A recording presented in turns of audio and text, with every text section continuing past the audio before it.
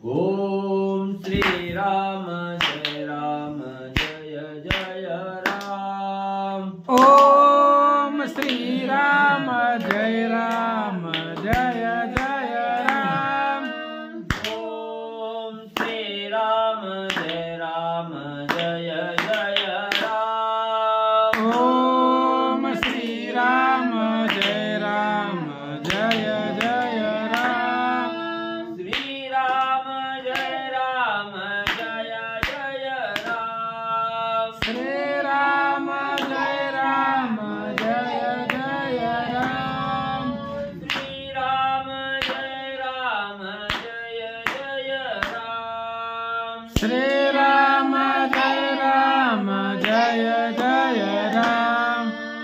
ओम श्री राम जय राम जय जय राम। ओम श्री राम जय राम जय जय राम। ओम श्री राम जय राम जय जय राम। ओम श्री राम जय राम जय जय राम। श्री राम जय राम जय जय राम। श्री राम जय राम जय जय राम। श्री राम जय राम जय जय राम। श्री राम जय राम जय जय राम। ओम श्री राम जय राम जय जय राम। ओम श्री राम जय राम जय जय राम।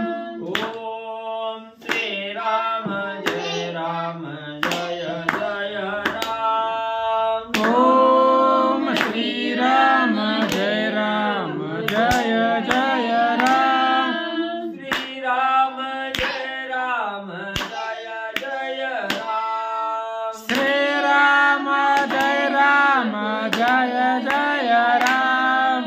श्री राम जय राम जय जय राम। श्री राम जय राम जय जय राम। पुंडलिकावली विठ्ठल श्री ज्ञानदेव तुकाराम पंढरीनाथ भगवान की जय। राजाधिराज प्रभु रामचंद्र भगवान की जय।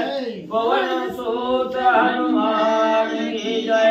श्री गुरुदेव दत्त वासुदेव हरे शंभो शिव पार्वतीश्वर महादेव। श्री गणेशाय नमः। श्री सरस्वती नमः। वक्रतुंड महाकाली सूर्यकोटि समप्रभा निर्विघ्नं कुरु मे देवं सर्वकार्येषु सर्वदा। गणनाथ रविशुक्र बृहस्पति पंचहेतानि स्मरे नित्यविदवानि प्रवर्तते। गुरुर्ब्रह्मा गुरुर्विष्णु गुरुर्देवो महेश्वरः गुरुर्साक्षात् परब्रह्म तस्मै श्री गुरवे नमः। श्रोतावत्ता तुचेतु देवा श्री रुक्मिणी वरा पांडुरंगाय नमः। पुंडलिकावली विठ्ठल श्री ज्ञानदेव तुकाराम पंढरीनाथ भगवान की जय। राजाधिराज प्रभु रामचंद्र भगवान की जय। पवन सुत हनुमान की जय। श्री गुरुदेव दत्त वासुदेव हरी। श्री गणेशाय नमः। श्री प्रभु रामचंद्राय नमः। श्रीरामाच्या दृढवाणी घायवाळी पडिला रणी लोळता देखोनी धरणी वानरा पळणी मांडली। श्री गणेशाला वंदन करून प्रभू रामचंद्राचं स्मरण आणि सद्गुरूशी शरण जाऊन कथेचं अनुसंधान। या वेळेस असणाऱ्या प्रभू रामचंद्राने असणाऱ्या बाणांमध्ये वाळीचा असणारा अंत त्या ठिकाणी केला। वाळी मारला गेला। जमिनीवर वाळी त्या ठिकाणी पडला गेला। ज्या वेळेस वाळी असणारा लोळू लागलेला आहे, दुःख करू लागलेला आहे, त्याच वेळेस वानरांनी त्या ठिकाणी भीती घेतली आणि असणाऱ्या वाळीला मारलं। आता आपल्याला सुद्धा मारल्याशिवाय राहणार नाही म्हणून असणारी वानर मंडळी त्या ठिकाणी भीती घेतली आणि पळून त्या ठिकाणी जाऊ लागली। अस्ताव्यस्त वानर भीतीने त्या ठिकाणी आणि म्हणजे फांगू लागलेले आहेत, पळू लागलेले आहेत. श्रीरामाच्या वाननेटी वाळी पडिला देखोनी दृष्टी वानर सेना भय संकटी उठा उठी पळाली. मग असणाऱ्या प्रभू रामचंद्राच्या बाणानं म्हणजे वाळी संपला गेला, जमिनीवर त्या ठिकाणी लोळवला. हे दृश्य वानरांनी त्या ठिकाणी पाहिलं गेलं आणि जे असणारे वाळीचे वानर होते त्यांनी असणारी भीती त्या ठिकाणी घेतली. आपल्याला बी आता असणारा राम त्या ठिकाणी मारेल, हे असणारा सुग्रीव त्या ठिकाणी मारेल याची भीती त्या ठिकाणी घेतली ना असणारी पळून म्हणजे त्या ठिकाणी जाऊ लागले. वाळी मारिला विंदोनी पूर्ण सैन्यावरी सोडिल बाण अवघी यांचा घेईल प्राण पलायमान तेन धाके. मग असणाऱ्या प्रभू रामचंद्राने वाळीचा असणारा अंत म्हणजे त्या ठिकाणी केला. आता दुसरा बाण म्हणजे आपल्यावर त्या ठिकाणी सोडिल आणि आपल्याला मी म्हणजे असणारा राम त्या ठिकाणी संपवून टाकेल याची भीती घेतली. तिथून म्हणजे बचाव करण्यासाठी पळून म्हणजे जाण्याचा विचार करू लागली. श्रीराम बाण अति दुर्धर घाय निवटिले त्रिशिरा खर 14 सहस्र निशाचर बाणी सत्वर निर्जळिले. मग असणारी वानर मंडळी त्या ठिकाणी विचार करू लागली. प्रभू रामचंद्राजवळ असणारा बाण अतिशय खडतर आहे, दुर्धर आहे म्हणजे त्या ठिकाणी. याच असणाऱ्या बाणानं म्हणजे प्रभू रामचंद्रानी खर दूषण त्रिशरा म्हणजे त्या ठिकाणी मारली गेली. एवढा बलाढ्य असणारा प्रभू रामचंद्राजवळचा बाण त्या ठिकाणी म्हणले आहे. श्रीराम जीवे उरणेदी जो देखे तो समूळवधी तेने भये वानर मंदी किष्किंदे मधी पळाली. मग असणाऱ्या वानरांनी विचार केला प्रभू रामचंद्र म्हणजे आता काय वाळीला संपवलं गेलं म्हणून म्हणजे जी बी कोण म्हणजे असणारा डोळ्यासमोर दिसल त्याचा काटा म्हणजे असणारे प्रभू रामचंद्र त्या ठिकाणी काढल्याशिवाय राहणार नाहीत असा विचार त्या ठिकाणी केला. मनाच्या ठिकाणी भीती घेतली आणि आपण आपला जीव वाचवावा या उद्देशानं किष्किंधेकडे म्हणजे सगळे वानर त्या ठिकाणी पळून गेले. वानर चळचळा कापत अवघे आले किष्किंध्यात सांगती श्रीरामे केला वाली घात तेने आक्रांत नगरी होय. मग त्या ठिकाणी असणारी वानर म्हणजे जीव घेऊन म्हणजे त्या ठिकाणी पळून गेली. किष्किंधेच्या ठिकाणी गेल्याबरोबर गावात त्या ठिकाणी सांगू लागली आपला असणारा राजा म्हणजे वाली प्रभू रामचंद्रानं एका बाणात म्हणजे त्या ठिकाणी मारला गेला आणि वाळी संपला याची बातमी त्या ठिकाणी गावकऱ्याला त्या ठिकाणी समजली. त्यावेळेस सगळे वानर मंडळी त्या ठिकाणी दुःख करू लागली. आकांत त्या ठिकाणी मांडला गेला. तारेसी सांगती सुभट दुर्धर दुर्ग करी बळकट चौद्वारी देवणी कपट देई राज्यपट अंगदासी. मग त्या ठिकाणी असणारी म्हणजे काही ज्येष्ठ वानर मंडळी असणारी म्हणजे वाळीची पत्नी असणारी तारा आहे आणि त्या तारा राणीकडे त्या ठिकाणी वानर गेली आणि सांगू लागली सावध व्हा, तुमचा असणारा पती राजा वाळीचा असणारा अंत म्हणजे प्रभू रामचंद्रांनी त्या ठिकाणी केला. आता असणाऱ्या किष्किंधेचं राज्य म्हणजे त्या ठिकाणी घेईल म्हणून म्हणजे गहाळ बसू नका. लवकर म्हणजे असणाऱ्या दुर्ग म्हणजे त्याचं असणारं रक्षण त्या ठिकाणी करा. किष्किंधा नगरीचं रक्षण म्हणजे त्या ठिकाणी करा. तुमचा असणारा मुलगा अंगद म्हणजे राज्यपाटावर त्या ठिकाणी बसवा लवकर. ऐकोनी वाळीचे मरण अंगदाते हाती धरण तारणी घाली आपण आक्रंदना करीतची. मग आपला असणारा पती त्या ठिकाणी संपला गेला, प्रभू रामचंद्रांनी मारला गेला ही बातमी ऐकल्याबरोबर तारा राणीला अतिशय दुःख त्या ठिकाणी झालं आणि तिचा असणारा मुलगा अंगद आहे. अंगदाच्या हाताला त्या ठिकाणी धरलं आणि असणाऱ्या वाळीला पाहण्यासाठी असणारे तारा राणी त्या ठिकाणी निघू लागल्या. वाळीने माली या पाठी कायसी अंगदाची गोष्टी कैसे राज्य कैसी सृष्टी देह उठाउठी त्यागीन. मग त्या ठिकाणी असणारं म्हणजे वानराचं बोलणं तारा राणी ऐकलं आणि त्या ठिकाणी बोलू लागलेले असणारा पतीच त्या ठिकाणी संपला गेला. मग पती संपल्याबरोबर आपलं असणारं सर्वस्व त्या ठिकाणी लयाला गेलं. सर्वस्व सगळं संपलं गेलं. मग कसलं राज्य, कसली किष्किंधा, कसला असणारा मुलगा म्हणजे त्या ठिकाणी काय गरज आहे म्हणजे त्या ठिकाणी. आता पती गेला, पती बरोबर माझ्याही देहाचं पतन त्या ठिकाणी करीन. मी ही म्हणली असणारी सहगमन म्हणजे पती बरोबर त्या ठिकाणी करीन. कैसे घर कैसे दार कैसे दुर्ग कैसे नगर कैसे प्रधान कैसा परिवार मरण तत्पर आजी मी. मग एवढंच नाही, काय करायचं म्हणजे असणारा पती ज्या वेळेस संपला त्यावेळेस माझं सर्वस्व त्या ठिकाणी हरलं गेलं. मग कुठलं घर, कुठलं दार, कुठलं राज्य आणि कुठलं गाव म्हणजे त्या ठिकाणी काय म्हणजे असणारी त्या ठिकाणी लेकरं बाळ सगळ्याचा म्हणजे काहीही उपयोग म्हणजे त्या ठिकाणी नाही. कुंकवाचा धनी गेला मी राहून तरी त्या ठिकाणी काय करू, मीही माझ्या असणाऱ्या जीवाचा त्याग त्या ठिकाणी करते असं असणारा दुःखाचं बोल तारा राणी बोलू लागल्या. हृदय भेदिला श्रीराम बाण वाळीने माला आणि प्राण त्या ते तारा देखो ना मूर्छा पन्ना ते पडिली. मग लगेच असणारी तारा राणी अंगदाच्या हाताला त्या ठिकाणी धरलं गेलं. आपला पती ज्या असणाऱ्या भूमीवर लोळू लागलेला आहे, गत प्राण झालेला आहे. प्रभू रामचंद्राचा दुर्धर बाण आपल्या पतीला त्या ठिकाणी लागलेला आहे. हे दुःख असणाऱ्या तारा राणीने डोळ्यानं पाहिलं गेलं. पती विवळ्यात पडलेला आहे, अस्ताव्यस्त त्या ठिकाणी झालेला आहे. ही अवस्था बघितली तारा राणीला दुःख त्या ठिकाणी झालं. दुःखाच्या भरात मूर्छना येऊन तारा राणी पडल्या गेल्या. सवेळची आक्रंदोळी उठी दुःखे मस्तका भूमिया पटी गडबडता लोळे सृष्टी हृदय पीठी आक्रोशे. पती संपला गेला याचा अतोनात दुःख असणारी पत्नी तारा राणीला त्या ठिकाणी होऊ लागलं. डोकं वळवून घेऊ लागली, कपाळावर हाणून त्या ठिकाणी घेऊ लागली, धरणीवर अंग टाकून त्या ठिकाणी पती विषयीचा दुःख त्या ठिकाणी तारा राणी आणि म्हणले करू लागली. केश सुटले मोकळे अश्रुधारा स्रवती डोळे दुःखे पुन्हा पुन्हा लोळे आरंभळे अति दुःखे. पतीच्या विरहानं त्या ठिकाणी अवस्था बिकट तारा राणीची झालेली आहे. डोक्याचे केस मोकळे त्या ठिकाणी गेले. मोकळे पल्ल्याबरोबर असणारी तारा राणी जमिनीवर धाडकन त्या ठिकाणी पडू लागलेले आहे. तोंडावर मारू लागलेले आहे, दुःख करू लागलेले आहे. पतीच्या गुणवादाचा असणारा त्या ठिकाणी बोल आणि त्या ठिकाणी बोलून मोठमोठ्यानं असणारी तारा राणी रडत दुःख करू लागलेले आहे. गेले माझे वैभव पूर्ण गेले माझे भोग भुवन सुख सौभाग्य पडिले खान निज निधान अंतरले. काय करावं, माझा असणारा त्या ठिकाणी सौभाग्याचा लेणं असणारा त्या ठिकाणी पतिराया संपला गेला. माझं जे असणारं भोग स्थान त्या ठिकाणी होतं ते आज असणारं संपलं गेलं.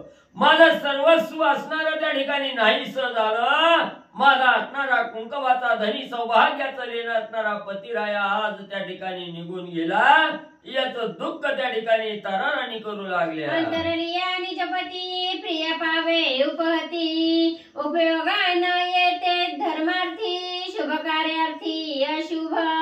तारा राणी बोलू लागल्या, ज्या वेळेस आपला असणारा कुंकवाचा धनी असणारा पती त्या ठिकाणी संपला, संपल्याबरोबर त्या असणाऱ्या स्त्रीची हीन अवस्था त्या ठिकाणी होते. सौभाग्याचं दान त्या ठिकाणी संपलं जातं. कुठल्याही कार्याला असणारी विधवा स्त्री अशुभ त्या ठिकाणी मानली जाते. काही असणाऱ्या जीविताचा असणारा उपयोग त्या ठिकाणी होत नाही. सगळे असणारे हीन त्या ठिकाणी समजतात.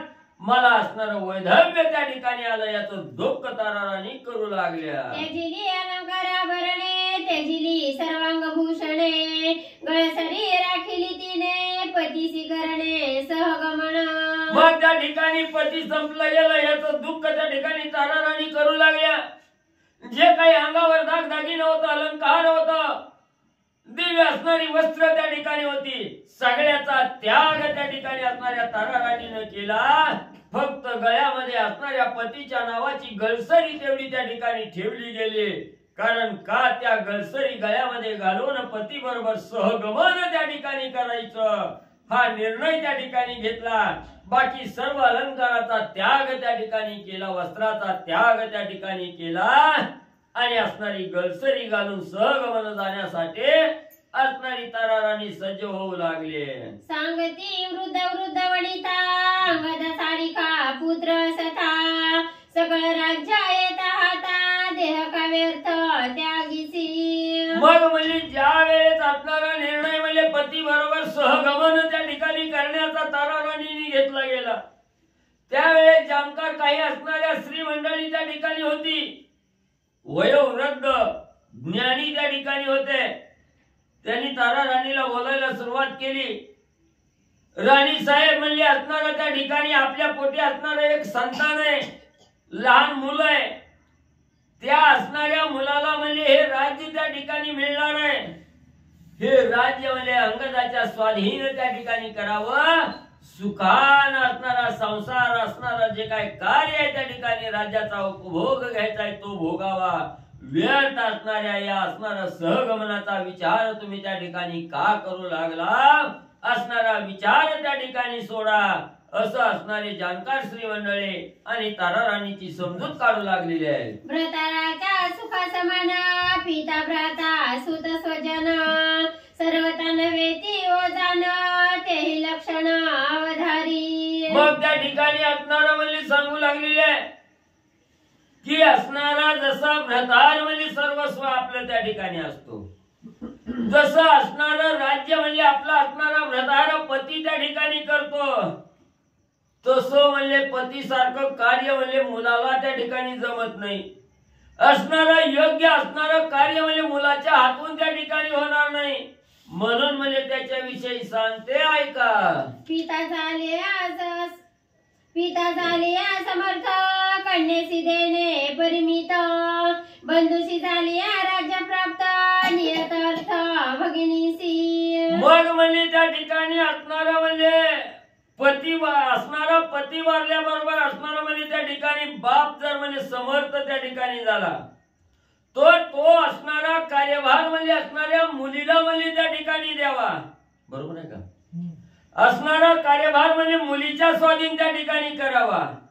आणि जर म्हणजे असणारा त्या ठिकाणी थोरला भाऊ समर्थ झाला की असणारा कारभार म्हणजे धाकल्या भावाच्या हातात त्या ठिकाणी द्यावा.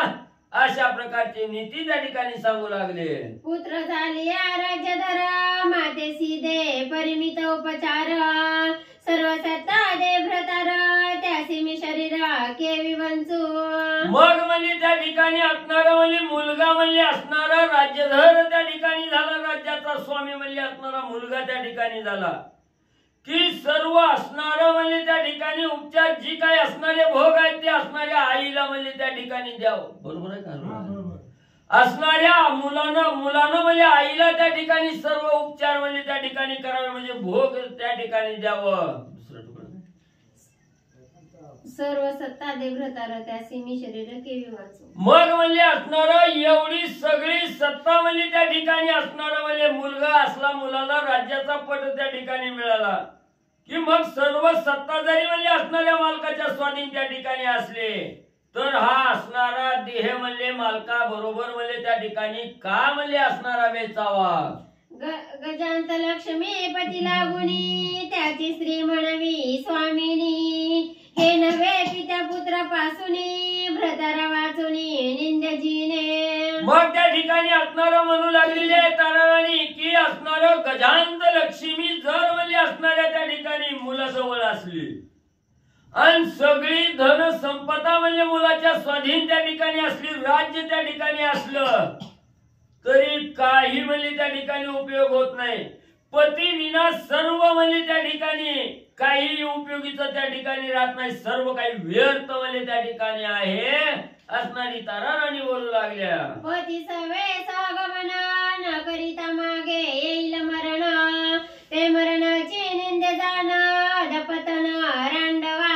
मग एवढंच नाही, ताराराणी सांगू लागल्या पती संपल्यानंतर म्हणजे असणाऱ्या स्त्रीनं म्हणजे विधवापण त्या ठिकाणी अंगाला लागलं गेलं आणि तसंच म्हणजे जीवित त्या ठिकाणी राखलं आणि कालांतरानं पतीच्या मागं म्हणजे आपल्याला जर त्या ठिकाणी मरण आलं तर ते असणारं निंदनीय म्हणजे त्या ठिकाणी असतं. त्याच्यासारखं हाल म्हणजे त्या ठिकाणी दुसरं म्हणजे कुणालाच म्हणजे त्या ठिकाणी भोगायला मिळत नाही.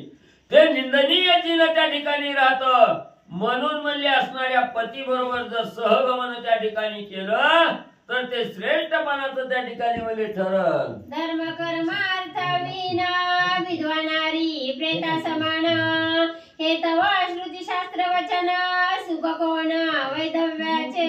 मग असणारं श्रुती शास्त्र म्हणजे त्या ठिकाणी वर्णन करून सांगतं की कुठलाही असणारे भोग अलंकार म्हणजे त्या ठिकाणी कुठलंही कार्य म्हणजे असणारे विधवा स्त्रीला म्हणजे त्या ठिकाणी हीन असतं. त्या विधवा स्त्रीला कुठलंही कार्य म्हणजे त्या ठिकाणी करता येत नाही, म्हणून म्हणले असणार त्या ठिकाणी पतीच्या माग म्हणले राहणं हे जीवन म्हणले असणाऱ्या स्त्रीचं निंदनीय म्हणले त्या ठिकाणी आणि असतं. पती सवे होता सती इहलौकी पुण्य परत्रिमुक्ती एवढी सांडोनिया प्राप्ती पुत्र राज्यार्थी सुख काय. मग म्हणले असणार पती बरोबर जर गमन त्या ठिकाणी केलं, सहगमन म्हणले असणाऱ्या पती बरोबर त्या ठिकाणी केलं तर इहे लोकातही असणारा आनंद त्या ठिकाणी मिळतो आणि असणाऱ्या परलोकातही असणारा म्हणजे आनंद त्या ठिकाणी मिळतो, उच्च स्थान त्या ठिकाणी मिळतो.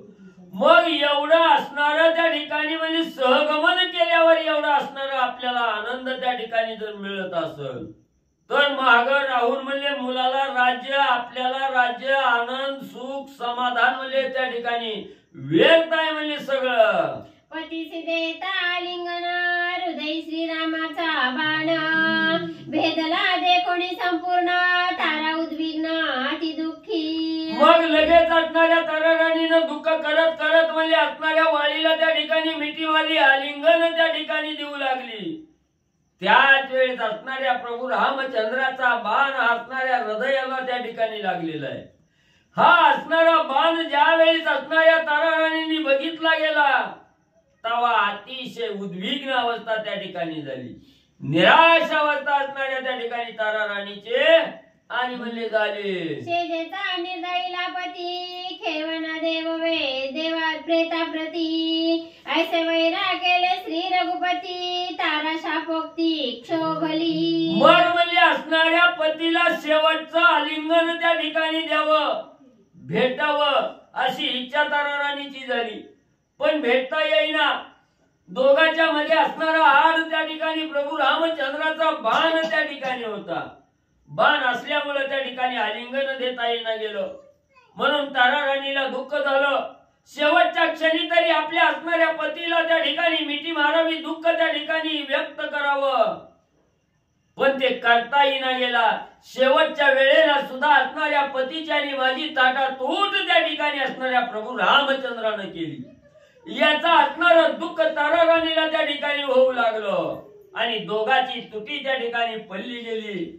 याच दुःख त्या ठिकाणी झालं आणि दुःखाच्या भरात असणाऱ्या प्रभू रामचंद्राला असणारं शापाचं वचन ताराराणी काय त्या ठिकाणी बोलू लागल्या. पती दुःखाच्या दुःखावरती तारा क्षोभणीया चित्ती शाप देता श्री रघुपती प्रती तेही अतियुक्ती अवधारा. मग असणारं पती संपल्याचं दुःख त्या ठिकाणी झालं, पती बरोबर असणारं आलिंगन त्या ठिकाणी देता येईना गेलं, दुःख करू लागल्या आणि दुःख करत असताना प्रभू रामचंद्राविषयी राग असणाऱ्या ताराराणीला त्या ठिकाणी मनामध्ये आला आणि रागाच्या भरात असणाऱ्या प्रभू रामचंद्राला असणारा शाप म्हणजे ताराराणी त्या ठिकाणी देऊ लागल्या. काय शाप त्या ठिकाणी देत आहे सावधान रीतीने म्हणले ऐका. विभांडुनी अलंकापती तू दव पावसी सीता सती परिते नंदेना तुझ प्रती जाईल मागुती वनवासा. लगेच असणाऱ्या ताराराणीला दुःख झालं आणि सांगू लागल्या रामाला असणारा शाप त्या ठिकाणी देऊ लागल्या. रामा स्वबळावर स्वकर्तृत्वावर लंकेच्या ठिकाणी जातात, लंकेचा विध्वंस करून असणाऱ्या राजा असणाऱ्या रावणाचा अंत त्या ठिकाणी करतात. राजा रावणाचा अंत करून सीतेची सोडवणूक त्या ठिकाणी करून आणचाल, पण मले जशी माझ्या आणि पतीची ताटातूट त्या ठिकाणी केली तशी असणारी जरी राजा रावणाच्या तावडीतून मले सीतेचं असणारी सोडवणूक करून त्या ठिकाणी आणले तर ती सीता मले तुमच्या जवळ त्या ठिकाणी आणि नांदणार नाही, अशा प्रकारचा शाप मले ताराराणी देऊ लागल्या. दोघांनंदता अयोध्येसी श्रीराम तू बलात्कारेसी वन धाडसी सीतेसी मजायसा होसी अति दुःखित. मग एवढंच नाही तरी मी म्हणले असणार कालांतरानं म्हणजे सुखी संसार म्हणजे त्या ठिकाणी करचाल आणि हा असणार म्हणजे त्या ठिकाणी दोघं एकूप्यानं म्हणजे संसार त्या ठिकाणी जरी करत असला तरी काहीतरी तुमच्या असणाऱ्या दोघांमध्ये असणारं विघ्न त्या ठिकाणी निर्माण होईल. आणि बळजबरीनं म्हणजे सीतेची ताटातूट करून म्हणजे असणाऱ्या वनात म्हणजे सीतेला त्या ठिकाणी पाठवचाल, जशी माझी आणि असणाऱ्या पतीची जशी म्हणजे ताटातूट त्या ठिकाणी केली, तशी तुमच्याही पती पत्नी मध्ये म्हणजे असणारी ताटातूट त्या ठिकाणी होईल, असं असणारा शाप ताराराणी प्रभू रामचंद्रांना देऊ लागल्या. सीता वनवासी वनात लवकुशा जन्मती सुत, 12 वर्ष अयोध्येत अति दुःखित श्रीरामा. मग एवढंच नाही, तुम्ही बळजबरीनं म्हणजे असणाऱ्या सीतेला म्हणजे घरातून हाकलून म्हणजे त्या ठिकाणी लावचाल, आणि कालांतरानं म्हणजे त्या सीतामाईच्या उदरी म्हणजे असणारे लव आणि कुश ही 2 मुलं म्हणजे त्या ठिकाणी जन्माला येतील, आणि 12 वर्ष म्हणजे असणाऱ्या सीतेचा सहवास म्हणजे तुम्हाला त्या ठिकाणी मिळणार नाही. 12 वर्ष सीता तुमच्यापासून त्या ठिकाणी अलग वनात म्हणजे त्या ठिकाणी राहील, आणि असणाऱ्या दुःखात म्हणजे तुम्हाला 12 वर्ष म्हणजे अयोध्येत त्या ठिकाणी राहावं लागल. लंकेसी दिव्या घेईल पायी सीता सती लोकिती, येथे दौडावया कारण काही जगान्यायी तुझ म्हणेल. मग म्हणजे त्या ठिकाणी लंकेतून म्हणजे सीतेची सोडवणूक करून आणल्यावर म्हणजे असणारं दिव्य म्हणजे असणाऱ्या सीतेचं त्या ठिकाणी घ्याचाल. जरी दिव्य घेतलं, अग्नी परीक्षा जरी म्हणजे सीतेनं त्या ठिकाणी दिली आणि अग्नी परीक्षा दिली, सत्यत्वात म्हणजे सीता त्या ठिकाणी उतरली, दिव्य घेतलं आणि परत म्हणजे असणाऱ्या अयोध्येच्या ठिकाणी जर घेऊन त्या ठिकाणी आला, तर जन अपवाद म्हणजे त्या ठिकाणी तुमची निंदा म्हणजे त्या ठिकाणी करील. जन म्हणजे तुम्हाला नावं त्या ठिकाणी ठेवतील, म्हणून म्हणजे तुम्ही परत म्हणजे ती नावं ठेवण्यासाठी म्हणजे सीतेला वनात म्हणजे त्या ठिकाणी पाठवचाल. वाळी मारिला तू आवृथा, हे अपेशा बैसले तुझी माथा, तुझ्यापेशा श्री रघुनाथा वना सीता दौडवणी. मग म्हणजे असणारं वाळी मारला हे म्हणजे मुख्य असणारं म्हणजे त्या ठिकाणी अपयश आहे. म्हणजे तुमचं हे असणारं त्या ठिकाणी वाळी मारल्याचं एक अपयश आहे, आणि दुसरं असणारं म्हणजे त्या ठिकाणी बळजबरीनं म्हणजे सीतेला वनात म्हणजे त्या ठिकाणी दवललं, ही एक जन अपवाद म्हणजे तुमच्या मस्तकी आणि त्या ठिकाणी म्हणजे बसल. पुत्राची आयुध ख्याती अयोध्या आणि सीता सती, तरी नांदेना तुझ प्रती जाईल मागुती धरणी माझी. मग म्हणजे जरी म्हणजे पुन्हा असणारी मुलं झाली, तुम्हाला त्या ठिकाणी कळालं की सीताबाईला म्हणजे वनामध्ये असणारी 2 मुलं त्या ठिकाणी झाली, त्या असणाऱ्या मुलाच्या प्रतापापुढे म्हणजे त्या सीतेला म्हणजे पुन्हा बी घेऊन म्हणजे अयोध्येत त्या ठिकाणी याचाल, राज्य त्या ठिकाणी करचाल, पण ती सुद्धा म्हणजे जास्त दिवस तुम्हाला त्या ठिकाणी प्राप्त होणार नाही. कायमची सोडून म्हणजे धरणीत म्हणजे सीतामाऊली म्हणजे त्या ठिकाणी गुप्त होतील, अशा प्रकारचा शाप ताराराणी देऊ लागल्या. श्रीरामाची शाप वचन ऐकोणी तारेचे भाषण, वाळी होणी सावधान काय आपण बोलत. मग एवढ्या रागाच्या भरात दुःखाच्या भरात असणाऱ्या ताराराणी म्हणजे प्रभू रामचंद्राला शाप वचन त्या ठिकाणी बोलू लागलेले आहे, शाप देऊ लागलेले आहे. आणि हा असणारा शाप दिल्यानंतर असणाऱ्या वालीनं म्हणजे त्या ठिकाणी ऐकला गेला, आणि हे शापाचं वचन ताराराणी बोलत आहे. एवढ्यामध्ये असणाऱ्या व्याकुळ अवस्थेत असणारा वाळी त्या ठिकाणी पडलेला आहे, आणि हाच वाळी आपल्या असणाऱ्या ताराराणीला जवळ बोलावून त्या ठिकाणी काय वचन बोलू लागलेला आहे. तारेसी म्हणे मूढमती पतिव्रते तू महासती, शाप देऊ नको श्री रघुपती तो परब्रह्ममूर्ती परमात्मा. मग असणारा त्या ठिकाणी वाळी म्हणजे आपल्या पत्नीला ताराराणीला बोलू लागलेला, हे तारा, तू असणारी मूळ बुद्धीची आहे म्हणजे त्या ठिकाणी, तुला अजून ज्ञान म्हणजे त्या ठिकाणी समजलं नाही. म्हणजे असणारा प्रभू रामचंद्र हा परब्रह्म स्वरूप असणारा राम आहे. म्हणजे त्या रामाला व्यर्थ असणारा शाप म्हणजे त्या ठिकाणी देऊ नको.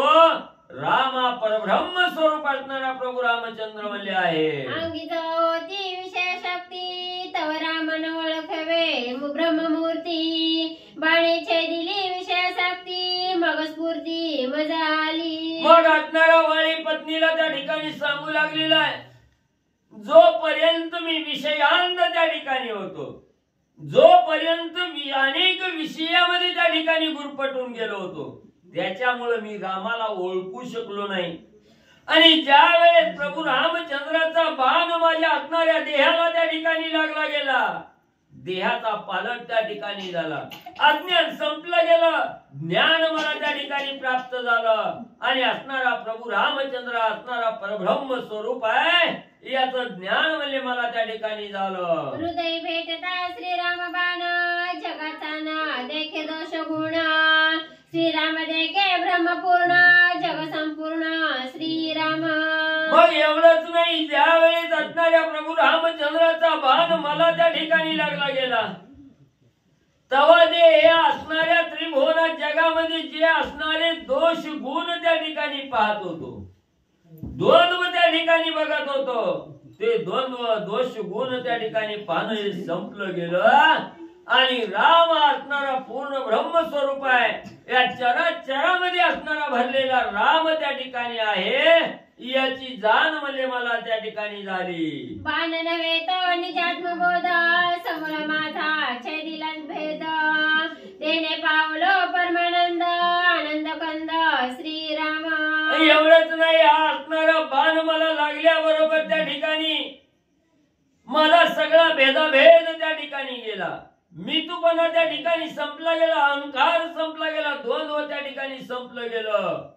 आणि स्वानंद कंद असणारा प्रभू रामचंद्र आहे, पूर्ण परब्रह्म स्वरूप असणारा प्रभू रामचंद्र आहे, या देहावर आल्यानंतर त्या ठिकाणी आनंद प्राप्त करून देणारा प्रभू रामचंद्र आहे याची जाण आणि मला मल्ले झाली. तुझ जै लागता श्रीराम बाण, तै तू पावतीस कल्याण, न देखसी दोष गुण, श्रीराम पूर्ण परमात्मा.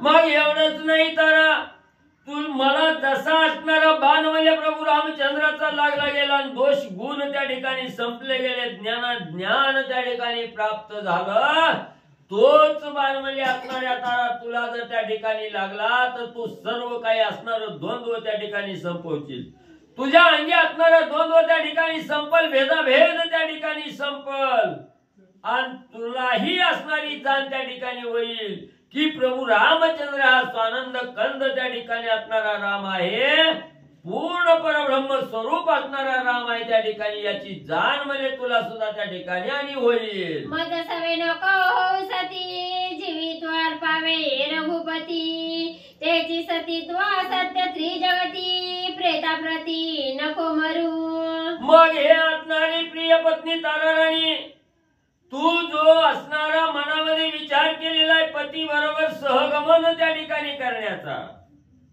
पण तो असणारा चुकीचा आहे त्या ठिकाणी. तू माझ्या बरोबर सहगमन त्या ठिकाणी करू नको, काहीही असणारी प्राप्ती त्या ठिकाणी होणार नाही.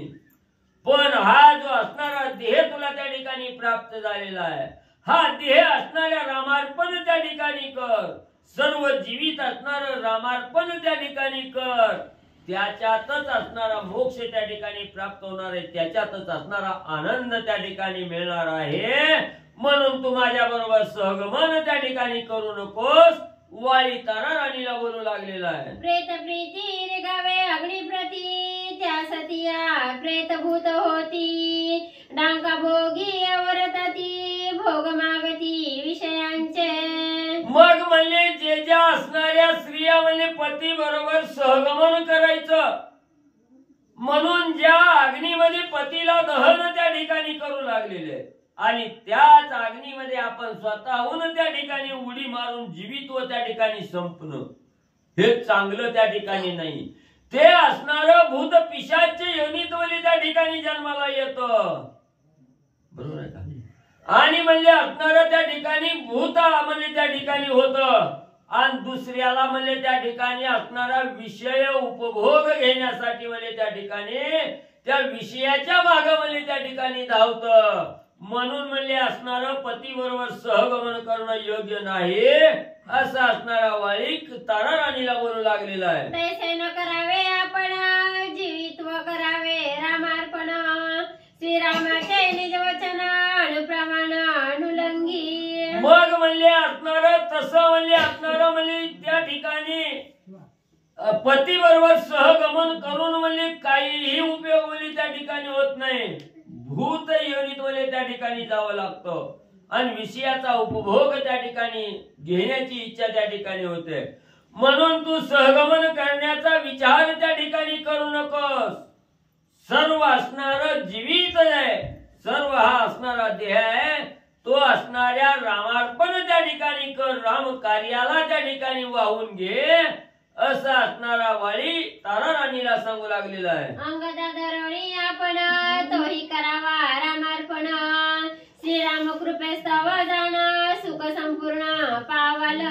मग म्हणजे असणारा त्या ठिकाणी सहगमन करण्याचा विचार सोड आणि आपला असणारा मुलगा म्हणजे अंगद त्यालाही म्हणजे असणाऱ्या राम सेवेत म्हणजे त्या ठिकाणी लाव, राम कार्याला त्या ठिकाणी लाव. ह्याच्यातच म्हणजे तुमचं असणार हित आहे त्या ठिकाणी, याच्यातच तुम्हाला असणार त्या ठिकाणी प्राप्ती त्या ठिकाणी करता येणार आहे. इतर व्यर्थ आहे म्हणजे त्या ठिकाणी. ऐसी तारेची सांगणी युक्ती स्वानंदे बोले सुग्रीवा प्रती, तू तव जीव लग सांगती राम प्राप्ती तुझेनी. मग असं असणाऱ्या तारा राणीला सांगितलं गेलं की असणाऱ्या अंगदाला तोही म्हणजे त्या ठिकाणी असणारा रामार्पण म्हणजे त्या ठिकाणी राम कार्याला सर्व देह म्हणजे त्या ठिकाणी स्वाधीन करा सांगितलं गेलं.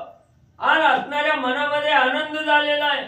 सुग्रीवालाही त्या ठिकाणी जवळ बोलावून घेतलं आणि सुग्रीवाला जवळ बोलावून असणारा वाली त्या ठिकाणी काय म्हणजे उपदेश करू लागलेला आहे, काय सांगू लागलेला आहे. पुंडलिक विठ्ठल हे ज्ञानदेव तुकाराम पंढरीनाथ भगवान की जय.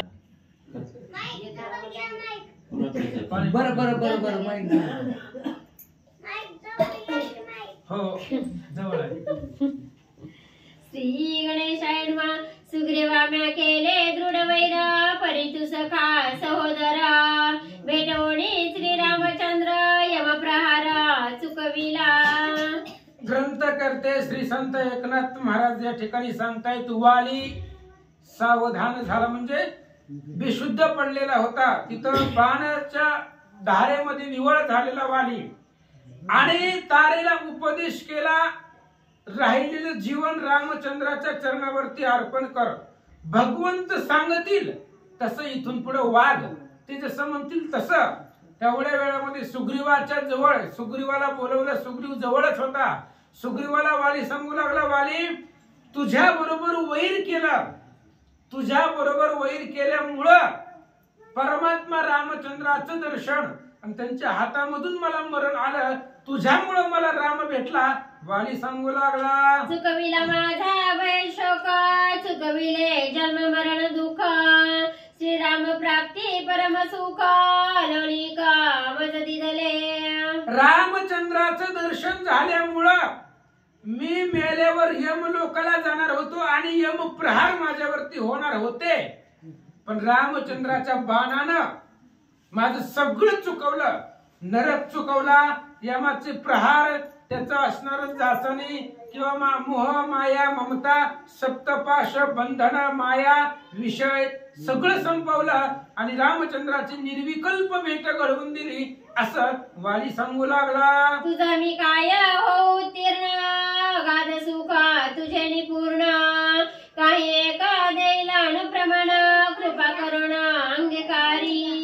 आणि त्यावेळेस वाली सांगू लागला, सुग्रीवा तुला आता मी काय देऊ, तू जो माझ्यावरती उपकार केलाय त्या उपकारामुळं उत्तीर्ण म्हणून मी तुला काय देणार आहे. आणि तू एवढा उपकार केलाय की जन्म मरणाच्या आवर्तामध्ये बुडत होतो, पण तू रामचंद्राच्या संगतीमध्ये क्षणिक का होईना पण रामचंद्राची संगत लाभल्यामुळं जन्म मरण माझं संपवलं. एवढा उपकार तू केलेला आहे, त्याच्या उपकारा बदलेत मी काही देऊ शकत नाही, पण एक विनंती करतो ऐका. मज व्हावया उत्तीर्ण, किष्किंधेचे राज्य पूर्ण, अंगीकारावे आपण सखा परिपूर्ण तू माझा. आणि वाली सांगू लागला, सुग्रीवा मी तुला काही देऊ शकत नाही, तुझ्या उपकाराला उत्तीर्ण होऊ शकत नाही, पण त्यातले त्यात म्हणलं तर किष्किंधेचं राज्य सगळं तुझंच आहे, आता त्याच होणार होतं, त्याच्यामुळे तू राजगादीवरती बस आणि नियमानं धर्मानं राजगादी किष्किंधेची चालव, असं वाली सांगू लागला. सुषेणाची कन्या तारा, सारा सारा विवेक चतुरा, हिच्या मनोनी विचारा, राज्यभारा चालवावे. सुग्रीवा, तू राजगादीवरती बस, पण राज्य चालवत असताना तारेचा विचार घे, कारण ती सुषेणाची मुलगी आहे आणि सुषेण अतिशय ज्ञानी आहेत. त्यांची असणारी मुलगी आहे, सारा सार विचार विवेक ह्या तारेपाशी आहे. त्यामुळे हिचा विचार घेऊन, हिचं मत घेऊन राज्य कारभार चालवा, असं वाली सांगू लागला. अंगदा यवराज्य देवणी, प्रतिपाळावा लळा पाळुणी, तुझी पिता तुझी जननी, श्रीराम भजनी लावियासी. आणि वाली सांगू लागला, सुग्रीवा, या अंगदाचं सुद्धा त्याला युवराज पद दे आणि त्याचा प्रतिपाळ कर, त्याचा सांभाळ कर. स्वतःचा मुलगा असल्यासारखं त्याचं जी काही लढा असतील, त्याची इच्छा असेल, ती सगळी प्रतिपालन कर. याला रामाच्या चरणावरती घाल, रामचंद्राचं दर्शन याला करावं, याचा सांभाळ कर, असं वाली सांगू लागला. प्रथम निर्दळावया उद्भट, अंगद तुझ पुढे सुभट, रणे राक्षसा करील पीठ, घेईल त्रिकुट लंकेचे. आणि त्यावेळेस वाली सांगू लागला, हे अंगदाकडे अफाट शक्ती आहे, अति उद्भट ताकद अंगदाकडे आहे. सीता शुद्धीला तुम्ही ज्यावेळेस जाचाल त्यावेळेस ह्याला सोबत घेऊन जावा, कारण ह्याच्यापाशी एवढी ताकद आहे. माझ्यानी विश्वासी समस्त, सुखी जावा किष्किंधेता, एक ठेवावा हनुमंता, रण साह्यार्थ मज लागी. अंगदाचे शब्द आहेत. अंगद सांगतोय सगळी जावा, फक्त एक ठेवा, हनुमान तेवढा लागतोय बलवान म्हणून. आम्ही दोघच सगळं रामाचं कार्य करतो, मी आणि हनुमान. आम्ही दोघं रावणाला, कुंभकर्णाला, इंद्रजित्याला सगळ्याला मारतो आणि सीताला घेऊन परत माघारी येतो. अशी उद्भट शक्ती या अंगदाकडे आहे, असं वाली सांगू लागला. आम्हासी श्रीरामाचे बळ, आम्ही श्रीराम बळे सबळ, श्रीराम भजा तुम्ही सकळ, राम केवळ परब्रह्म. आणि आम्हाला जी ताकद आहे ती रामचंद्रामुळेच आहे, रामामुळेच आम्हाला बळ आहे. आमची समाजामध्ये यश कीर्ती होते ती फक्त रामामुळे होते. आणि तुम्ही सगळीच रामचंद्राचं भजन करा, त्याला भजा, कारण राम केवळ परब्रह्म, केवळ परब्रह्म आहे तो रामचंद्र. म्हणून तुम्ही सगळीच त्याचं भजन करा, असं सांगतात. श्रीराम सद्गुरु निश्चित, श्रीराम आम्हा गणगोत, आमचे सर्वस्व श्री रघुनाथ, कुलदैवत श्रीराम. आमचं सर्वस्वच राम आहे, आमचं कुलदैवत राम आहे. कुळाची देवता म्हटलं तर तो रामचंद्र आहे. आणि आमचा असणारा रघुनाथ गुरु असेल, कुळाची कुलदेवता असेल, एवढंच नाही तर सर्वस्व जी काही असेल ते आमचं रामच आहे. रामाशिवाय आमचं बाकी जगामध्ये काहीच नाहीये. रामच आमचं सर्वस्व आहे, तो आमची कुळाची कुलदैवत आहे, असं सांगू लागले. तारांगदा आणि सुग्रीवा, भावे भजा श्री रघुराव, हे चिती लोकी गौरव, अति अपूर्व आम्हासी. वाली सांगू लागला, तारा, अंगद आणि सुग्रीव तुम्ही तिघजणच राहिलेत माझे जवळचे आप्त. तुम्ही तिघांना मी मरताना सांगतोय, माझं शेवटचं सांगणं आहे, रामाला विसरू नका. जीवन जगत असताना आनंदाने जगा, फक्त रामाला स्मरण करून जगा. स्मरून या रघुनंदन, भगवंताचं भजन करून सगळं कार्य करा. रामाला जर विसरला तर नरकच आहे तुम्हाला. हरिविना जन्म नरकची पैजाना, यमाचा पाहुणा प्राणी होय. रामचंद्राला विसरू नका जीवनामध्ये, त्याची अखंडित सेवा करा, असं आपल्या पत्नीला, भावाला, मुलाला सांगू लागला. ऐकोणी वालीचे वचन, सुग्रीवे घातले लोटांगण, मस्तकी धरले वाली चरण, काय आपण बोलत. अशा पद्धतीने वालीचं बोलणं ऐकलं. सुग्रीवानं लोटांगण घातलं, मोठा भाऊ होता, आणि जाता जाता सांगितलं की फक्त आणि फक्त रामाचंच भजन करा, कारण तू एकच देव आहे, परब्रह्म मूर्तिमंत तू रामचंद्र आहे. त्याचं निस्सीम अंतःकरणापासून भजन करा. सुग्रीवानं ऐकलं, लोटांगण घातला, काय बोलू लागला ऐका. तुझी वैराचे विभक्ती स्वामी जोडला श्री रघुपती. झाली वैराची निज शांती वाणू मी किती उपकारा. सुग्रीव सांगू लागला, दादा तुझं आणि माझं वैर झालं आणि आपल्यामध्ये वैर झाल्यामुळे राम भेटला. तुझं जे काही वैर आहे, तुझ्यापासून मी विभक्त राहिलो, लांब राहिलो, त्याच्यामुळे रामचंद्र घरला आले. विचारत विचारत आले होते, विचारत विचारत घरामध्ये आले होते. म्हणून तुझ्या बरोबर जी वैर केलेलं आहे ते असणाऱ्या वैरामुळे रामचंद्र परब्रह्म मूर्ती आज आम्हाला त्याचं दर्शन झालं. काय तुझे उपकार वर्णन करावं असं सुग्रीव सांगू लागला. मी तुपणेसी तुटले वैरा सुखेची उतरलो भवसागर. झाला वंशाचा उद्धार हाही उपकार वाळी तुझा. वाली सगळा उपकार तुझा आहे. आता आपल्या दोघांमध्ये वैर राहिलेलेच नाहीये. मी तुपणा संपलं, वैर संपलं आपल्यातलं. आणि जेवढा जे काही तू उपकार केलेला आहे त्याचं वर्णन करता येत नाही. अरे रामचंद्र प्रत्यक्ष भेटले, काय उत्तीर्ण व्हावं, वंशाचा उद्धार झालाय तुझ्यामुळं. आपल्या जे काही वैर झालं त्या वैरामुळं आज सगळे वंशाचा उद्धार झाला. आज वानर जरी दिसली तरी हनुमान म्हणून लोटांगण घालतात लोक. का? कारण कपी कुळामध्ये त्या ठिकाणी उद्धार आहे. ह्या हनुमंता रामचंद्रामुळे सगळ्या जगाला आज वानर वंदनीय आहेत, म्हणून वंशाचा उद्धार झाला आपल्या असं बोलू लागले. नुलंगी तारेच्या वचनासी यवराज्य देईना अंगदासी. सर्वस्वे भजन श्रीरामासी भाक तुझ पासी हे माझी. वाली सांगू लाग, सुग्रीवजी सांगतायत, वाली शपथ देतो तुला, मी तारेचं जी काही बोलणं आहे संसार करत असताना किंवा राज्य कारभार चालवत असताना तिचं मत घेईल, तिच्या मतानुसार राज्य कारभार चालवेल. तुझं म्हणणं आहे त्या म्हणण्याप्रमाणे मी अंगदाला युवराज पद देतो, हे माझे शब्द आहेत असा सुग्रीवजी सांगतात. आम्ही वनचरे वाढणारा विषोन्मत्त पाले खाईर. त्या जोडला श्रीरामचंद्र हाही उपकार वाळी तुझा.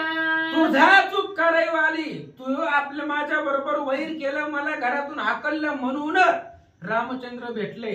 अहो आम्ही झाडाची पाला खाणारी वानर आहे आणि त्यांना राम भेटला. जे योग याग साधन तपस्वी करतात त्यांच्या स्वप्नातही जात नाही. आणि आम्ही झाडाचा पाला खात असताना सुद्धा आज आम्हाला रामचंद्र भेटला. आज आमच्या बरोबर गप्पा गोष्टी करतोय, आज आमच्या बरोबर चालतोय, आमच्या बरोबर वावरतोय. हे तुझा सगळा उपकार तुझाच आहे सुग्रीवजी सांगतात. कोणी सुग्रीवाचे वचन वाळी झाला सुख संपन्न. विजय माळा द्यावया आपण उल्हासपूर्ण वाळीसी. आणि सुग्रीवाचं बोलणं ऐकलं, वालीला आनंद वाटला. आणि म्हणून आपला आता ती विजय माळा जी होती कश्यपाने इंद्राला दिलेली होती, इंद्राने वालीला दिलेली होती. आणि ती कश्यप माळा आता आपण मेल्यावर आपल्याला तिचा काय उपयोग होणार, म्हणून ती माळा सुग्रीवाच्या गळ्यामध्ये देण्यासाठी, त्याला अर्पण करण्यासाठी वाली तयार झाला. कश्यप दत्त वरद माळा रुद्रवधाची काळा. घातली इंद्राची गळा जे देखली डोळा वैरी विमुख. कश्यपाच्या वरदान युक्त ती माळा आहे. कश्यप ऋषी आहे आणि त्यांच्या वरदानानं समर्थ ती माळा. वत्रासुराला मारायला चालला होता इंद्र, त्या इंद्राला विजय मिळावा म्हणून कश्यप महाराजांनी ती माळा इंद्राला दिलेली होती. आणि इंद्राने तीच माळा वालीला दिली. जी माळा शत्रूने बघितल्याबरोबर त्याची शक्ती क्षीण होते आणि त्याचा पराजय होतो, अशी माळा सुग्रीवाला देऊ लागला. माळ देखील सम्मुख धाके वैरी होतील विमुख. विजय श्रीचे निज सुख तिन्ही लोक वाणीती. अरे माळा जर समोर पाहिली तर त्या माळेला पाहिल्याबरोबर शत्रूला कंप सुटतो आणि माळेचं दर्शन झाल्याबरोबर वैरी विमुख होतात, वैरी समोर येत नाही. ह्या माळा जर गळ्यामध्ये असेल तर तेनी लोक त्या माळेला पाहून थरथर कापतात. एवढं सामर्थ्य त्या माळेमध्ये आहे असं वाली सांगू लागला. इंद्र दिदली मजला गोडी विजय माळ हे कांचनी. सुग्रीवासी आलिंगोडी वाळी आला दोणी देत झाला. आणि ही माळा मला इंद्रानं अर्पण केलेली आहे. इंद्र इंद्रानं मला ही माळा दिलेली आहे, त्याच्यामुळं अत्यंत आल्हादून आनंदानं ती असणारी माळा वाली सुग्रीवाच्या गळ्यामध्ये घालू लागला. सुग्रीवा ही विजय माळा म्या घातली से तुझ्या गळा, तू नावरसी कळी काळा, भोगी सोहळा कपिराज्याचा. आणि वाली सांगू लागला, सुग्रीवा ही माळ मी तुझ्या गळ्यामध्ये घातली.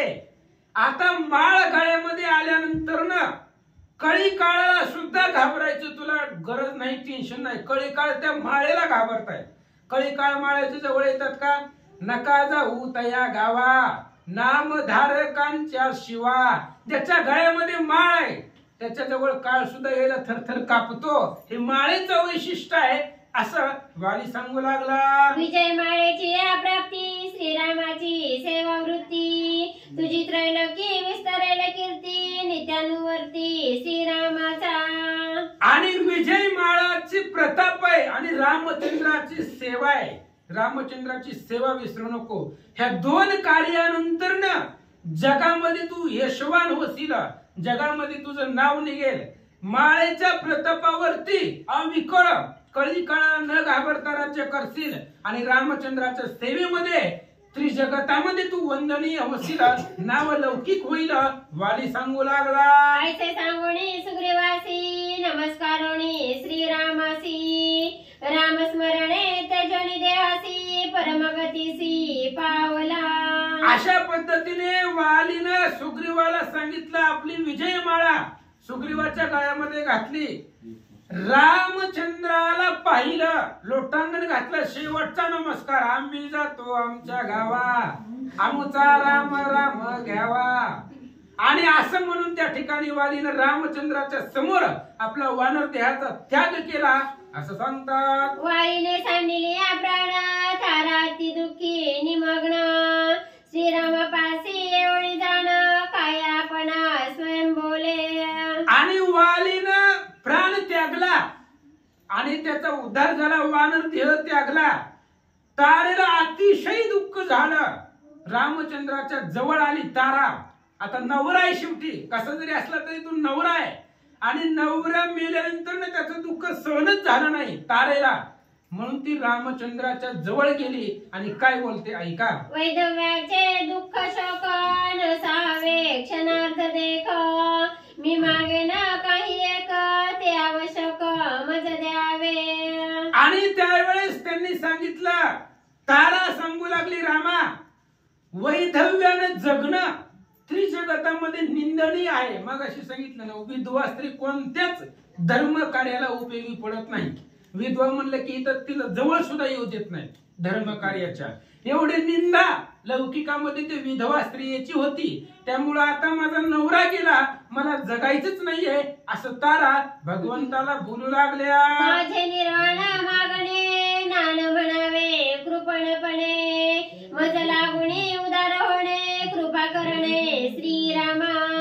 माझं निर्वाणीच मागणं आहे आणि निर्वाणीचं मागणं नाही म्हणायचं नाही रामा. माझं शेवटचं मागणं आहे, माझं विनंतीचं मागणं आहे.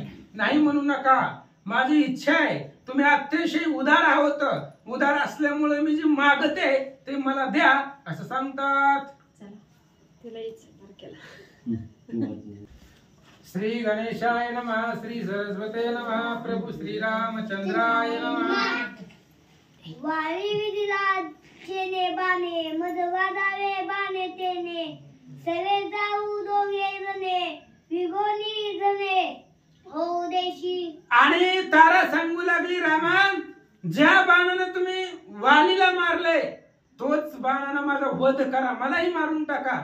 ज्या मार्गाने नवरा गेलाय त्याच मार्गाने मी जाणार. नवऱ्याशिवाय जगायचंच नाहीये. ज्या बाणानं तुम्ही वालीला मारले तोच बाण मला मारा आणि इथं माझा वध करून टाका असं तारा सांगू लागल्या. पतिविवराचे दुःख तवा भोगिले असे देखे, मद बाणे विरुनिया देख दांडी आवश्यक पतीपाशी. रामा तुम्हाला माहिती आहे पत्नी वियोगाचं काय दुःख असतंय, तुम्हाला माहिती आहे. तुम्ही भोगले ते आणि आता भोगताय. पत्नी तुमच्यापासून दूर आहे, तिच्या वियोगामध्ये काय दुःख आहे तुम्हाला माहिती आहे. त्यामुळं ते दुःख तुम्हाला सांगण्याची गरज नाही. त्याच बाणानं मला मारून टाका, माझा वध करा आणि वाली ज्या मार्गाने गेला, जिथं गेला ते वाली पशी मला पाठवा, असं तारा सांगू लागल्या. माझी वाट तो पाहता वालीला यश तिथं, मदही पाठवाची तिथे, पुण्यभूत होय रामा. रामा, अद्भुत पुण्य तुम्हाला मिळेल. माझा नवरा गेलाय आणि तो माझी वाट बघत बसलेला आहे, त्यामुळं मला मारून टाका. आणि मला जर मारलं, पती पत्नीला जर मिळवलं, तर त्याचं पुण्य तुम्हाला अद्भुत मिळेल. तो माझी वाट बघत बसलाय, मला त्याच्यापाशी जायचं, असं तारा सांगू लागल्या. मदधारल्या वालीपाशी पतिदान फल हायशी जोडीची, पुण्याशी आहाशी पतीशी भेटविल्या. आणि त्यांनी सांगितलं, हे बघा, मला जर वाली बरोबर भेटवलं तर पत्नी दान केलेल्याचं फळ तुम्हाला मिळेल. एखाद्याची पत्नी एखाद्याला सापडून देणं, मिळवून देणं किंवा पती पत्नीचं नातं जुळवणं हे पुण्याचं काम आहे. ह्याचं फळ तुम्हाला मिळेल. हे चांगलं काम आहे, चांगलं कार्य आहे. एखादं पती पत्नीचा वियोग झाला असेल तर त्यांना भेटवणं किंवा अर्थात लग्न जुळवणं. वृद्ध माणसं ह्याच्यामध्ये पडतात बघा, हे पुण्य आहे. दोन जीव एकत्र आणणं आणि पती पत्नीचं मिलन करून देणं हे अद्भुत पुण्य आहे. पत्नी दानाचं फळ तुम्हाला प्राप्त होईल, असं तारा सांगू लागल्या. ऐकोनी तारेचे बोल रविसाच तीस सखोल, ते उगे करावया बोल राम निश्चल पुसत. श्री गणेशाय नमः. श्री प्रभू रामचंद्राय नमः. ऐकोनी तारेचे बोल प्रवृत्ती शास्त्र अति सखोल, योगे करावया फोल राम निश्चळ पुसत. आणि तारा खूप दुःख करू लागली महाराज. एवढं दुःख करू लागली की जीव द्यायला तयार झाली.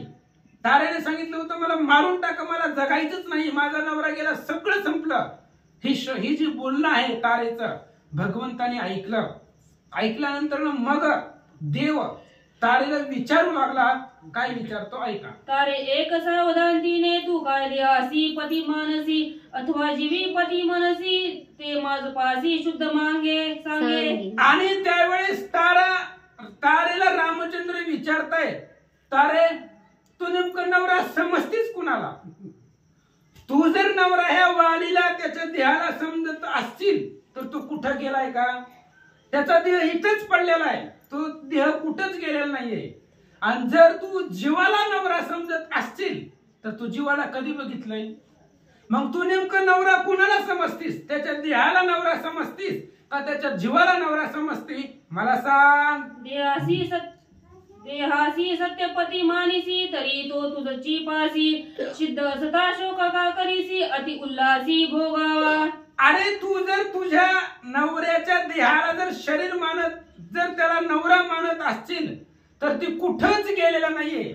आता ही उपहासानं बोलणं झालं बरं का. आता एखाद्या मेलेला येतो आणि त्याच्या बायकोला म्हणलं जाऊन ह्याच्या बरोबर संसार कर, कसं वाटेल तिला? रामचंद्र बोलतायत तारेला, तू जर ह्या वालीच्या शरीराला नवरा मानत असशील तर तू कुठंच गेलेला नाहीये, इथंच पडलेला आहे. मग कर त्याच्या बरोबर संसार. कुणी तुला अडवलं? भगवंत विचारतात.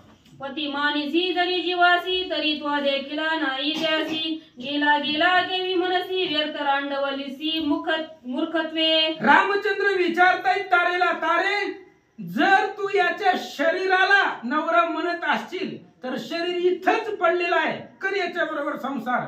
आणि जर तू जीवाला नवरा मानत असशील तर तू याचा जीव जाताना बघितलाय का? आणि जर बघितला असेल तर धरला का नाही?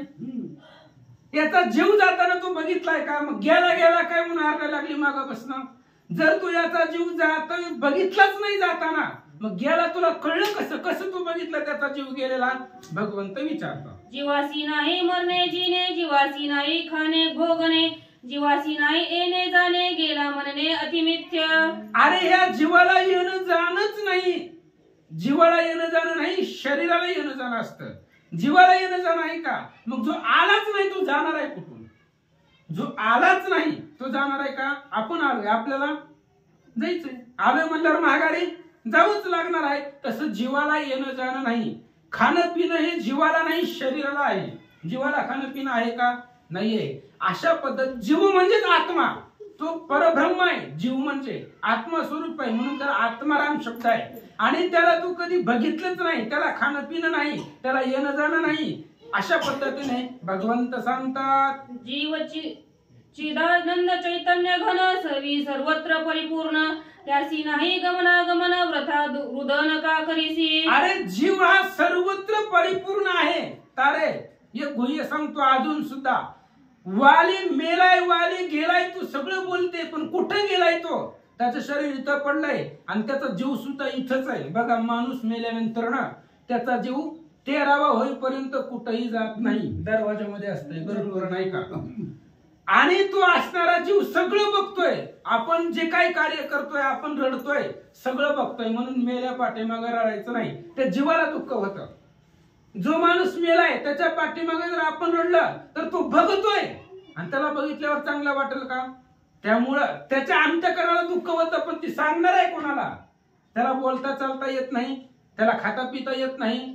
त्याच्यामुळं तो जीव म्हणजे आत्मा परिपूर्ण परब्रह्म आहे. तो कुठंच गेलेला नाहीये, त्याला येणं जाणंच नाही. मग तो कुठं आहे? तो सगळीकडे आहे, तो सर्वांमध्ये व्यापक आहे, सगळीकडे त्याचा वास आहे, असं भगवंत सांगतात. घटासी घडी मोड भुवस घडमोड नेणे घटाकाश, ते विदेहासी होता नाश, जीव अविनाश नित्यत्वे. जीव अविनाश आहे, जीवाचा कधीच नाश होत नाही, नाश देहाचा होतोय. उदाहरण दिलं, गाडगा असतं महाराज, आणि गाडग्यामध्ये आकाश दिसतं. अशी कितीतरी गाडगी गेली, कुणी मोजली का? गाडग्यामध्ये आकाश दिसतो, कितीतरी गाडगी आली गेली फुटली, मग आकाश फुटलं म्हणता येईल का? असंख्य गाडगी गेली, एखाद्याने हिशोब केलाच, एवढी गाडगी फुटली, एवढ्या वेळ आकाश फुटलं म्हणता येईल का? आकाश जसं अविनाश आहे, ही गाडगी फुटत असतात, येत जात असतात, पण अविनाश आकाश आहे.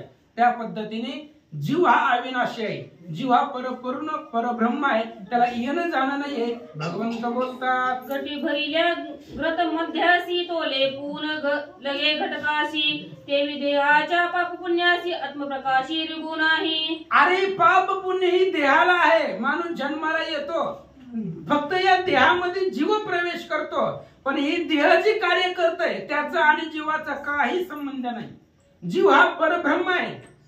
ज्यावेळेस आयुष्य संपत जीव निघून जातो, म्हणजे जीव भगवंतापाशी जातो. बाकी सगळं शरीर तिथं बसतं, आणि शरीर जे जे करतं, पाप पुण्य काय असेल त्याचा संबंध जीवाशी पडत नाही, किंवा जीव त्याचे अलिप्त आहे असं सांगतात. आत्मा परिपूर्ण सदोसदी, कर्म धर्म विरहित, सुख दुःखासी अलिप्त, तू का व्यर्थ विलपसी. असो पांडुरंगा करो प्रथम नमना दुसरे चरण संतांच्या त्यांच्या कृपा आशीर्वादाने कथेचा विस्तार बाबाजी सद्गुरूत असतो का? बसलेले सर्व श्रोते मंडळी साधू संतांना साष्टांग पडीपात करून कथेला सुरुवात करते. अनुसंधान प्रभू रामचंद्र असणारा प्रवृत्तीनं संसारातला प्रभू रामचंद्र तारा राणीला सांगू लागलेला ताराईक म्हणजे असणारा बाहेर असणारा गाडगं ठेवलेला आहे. ती गाडगं दारूने बी भरलेला आहे आणि घृताने बी भरलेला आहे, कशाने? तुपाने बी भरलेला आहे, आणि मध्य म्हणजे असणारा दारूनं पण भरलेला आहे, पण त्याच्यात सूर्याचं प्रतिबिंब पडलेलं आहे. मग सूर्याला दारूचं काय घेणं, त्या तुपाचं काय घेणं? तसं ह्या आत्म्याला सुखाचं आणि ह्या घाटरूपी असणाऱ्या देहरूपी घाटामध्ये असणाऱ्या वास्तव्य करणाऱ्या आत्म्याला पाप आणि पुण्य. पाप म्हणजे तूप, दारू, पाप म्हणजे दारू असतं, आणि तूप म्हणजे पुण्य. मग हे पाप आणि पुण्य ते सूर्याला जसं लागत नाही तसं असणारे ह्या देहाला लागत नाही. म्हणून असणारा आत्मा हा सदोदित असणारा ब्रह्मरूप आहे, सदोदित आहे, त्याला अंत नाही. नैनन छेदती शस्त्राने पावकम, शस्त्राने तुटू शकत नाही, अग्नीने असणारा जाळू शकत नाही, वारा उडू शकत नाही, पाणी बुडवू शकत नाही, असं असणार. आणि कर्मधर्माच्या विरोधात आहे. कुणाच्या आत्म्याने ही काम केलं, कुणाच्या आत्म्याला ती सहन केलं. अशा प्रकारचा आत्मा हा कर्मधर्माच्या पलीकडेच आहे. एवढंच नाही, सुख दुःखाच्या वेगळा आहे, त्याला सुख दुःख ही लागत नाही. तू कशाला रडती मग? का तारा रडतीस म्हणले? असणारा देहाला पाप पुण्य असतं, देहाला कर्म असतं, पण असणाऱ्या आत्म्याला काही नसतं. प्रभू रामचंद्र समजावून सांगतात. देह तव जड काष्ट पाप्राय, त्याची सुख दुःख संबंध न होय. आत्मा चैतन्य घन सभाय, तेने दुःख समाय दुःख सुख दुःख. अवघडच आहे. आता नेमकं लागतं कुणाला मग पाप पुण्य? ध्येय तो काष्टच लवाळलेल्या लाकडासारखा काय म्हणले असणारा ध्येय, मग त्या ध्येयाला पाप पुण्य बी लागत नाही. मग म्हणतात प्रभू रामचंद्र म्हणतात त्या असणाऱ्या आत्म्यामध्ये चैतन्य घनरूपी असणारा आतून आणि बाहेरून सबाह्य अंतरी म्हणले असणारा कोण आहे, तो आत्मा परिपूर्ण भरलेला आहे. मग त्या आत्म्याला बी पाप पुण्य लागत नाही. मग पाप पुण्य लागतं नेमकं कोणाला सांगा.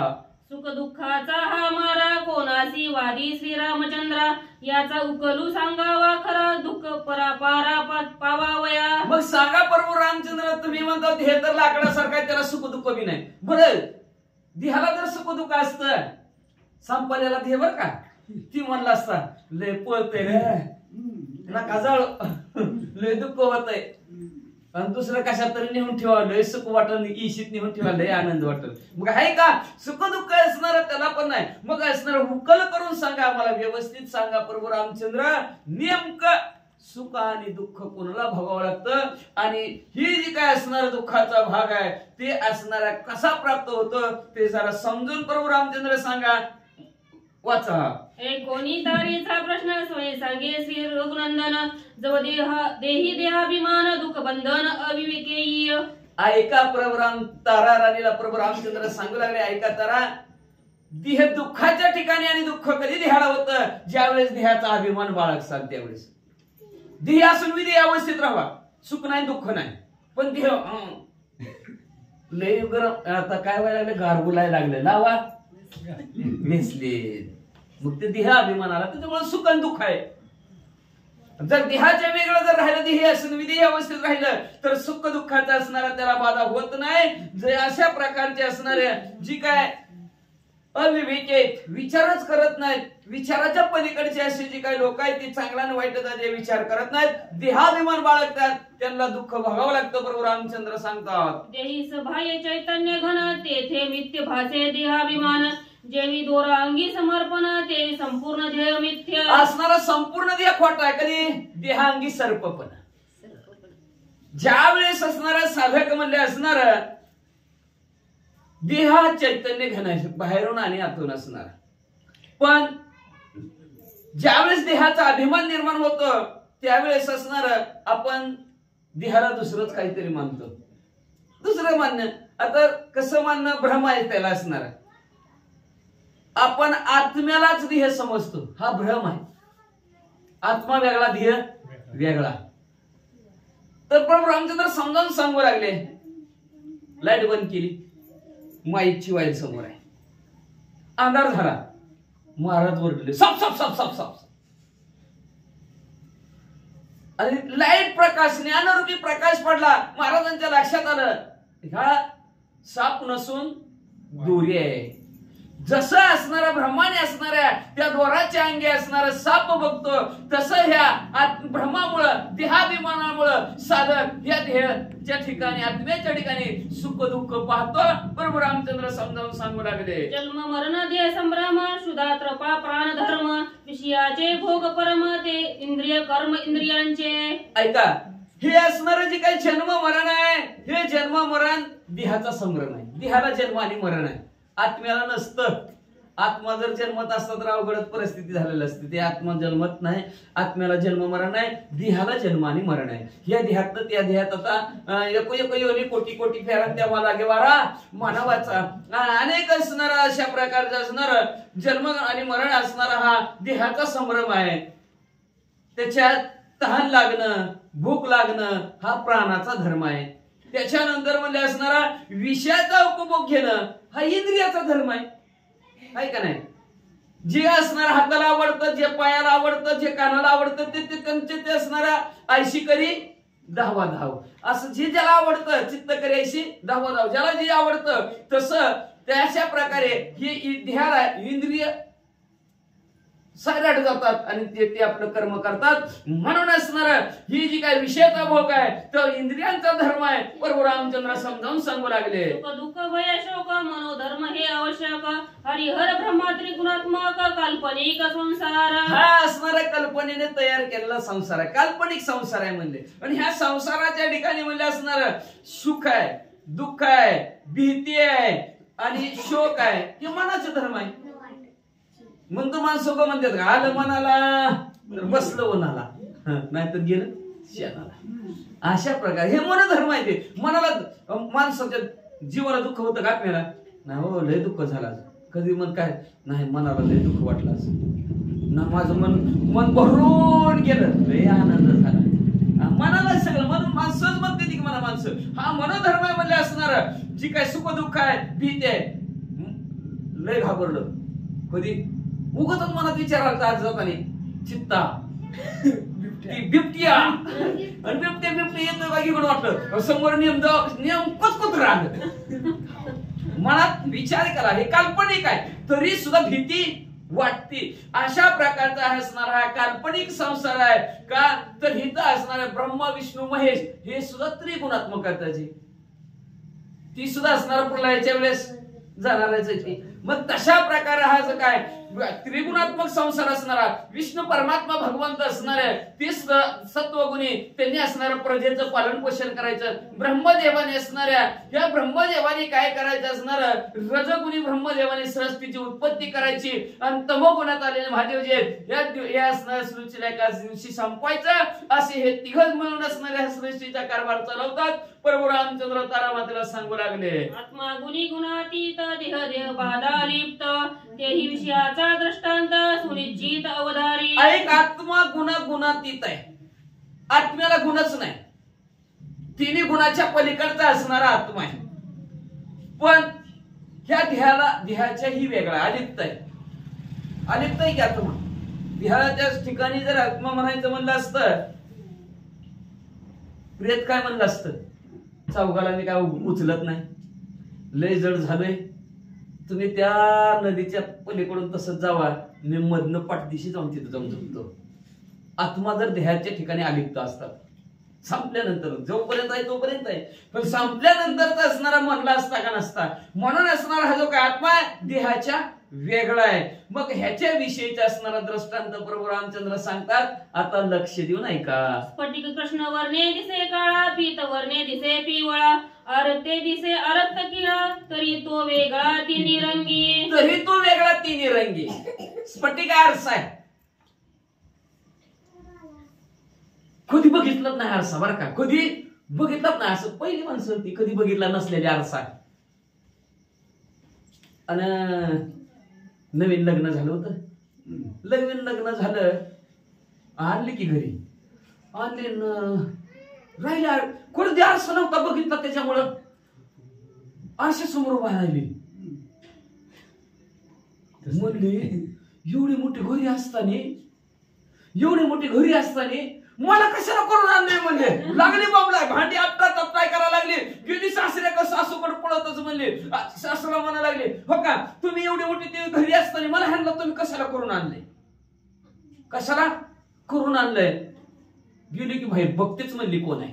गेली हिनं हिच्या आरशात त्याच्यात बघितलं आरशात. अगं बाई म्हणली हिला काय कळतं का नाही म्हणली, का तरुण आहे का, म्हातारी तर आणली की काय होईल का आधार म्हणले, इकडे तिकडे भांडी उचल काय बी काम करेल म्हणले असणार. म्हातारी तर आहे म्हणले, काय व्हायला लागले त्याला म्हणले असणार. चालते की म्हातारी तर आहे, असू दे तिला येऊन सांगितलं. मग म्हातारी असते म्हणजे संसारात मी काय कमी होते काय कामाला म्हणले, लय काम करते की आमच्या गावाकडे घरी म्हणले मी, पण म्हातारीच आणून ठेवली म्हणते ती. मग थोड्या वेळानं म्हातारी गेलं, बघू तरी म्हणला बसले. म्हातारी गेलं ना आरशात बघितलं. म्हातारा म्हणला काय भानगड आहे बाबा म्हणते, ही तर म्हणले स्त्री आणले म्हणतात, ह्यानी तर बाबाच आणलाय, ह्यानी तर बाबाच आणलाय म्हणलं. सगळी एकत्र आली घरातली.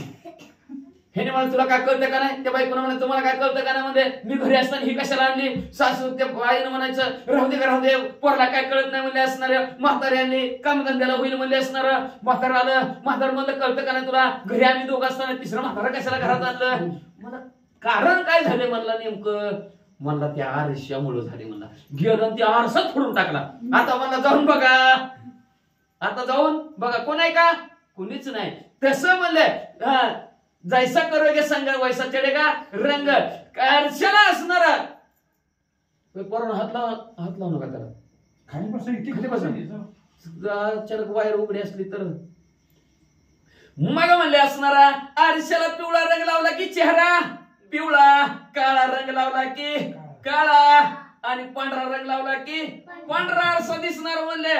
पण मुख्य आरसा वेगळा तर वेगळाच आहे. तशा प्रकारे प्रभू रामचंद्र सांगू लागले, कृष्ण वळणाला काळ्याला काळा दिसल, पांढऱ्याला पांढरा दिसल, आणि तशा प्रकारे तरी तो तिन्ही रंगाच्या वेगळाच आहे. सगळं खरं सांगणार कोण असेल तर आरसा आहे. नुसतं आरशासमोर जाऊन उभं राहायचं.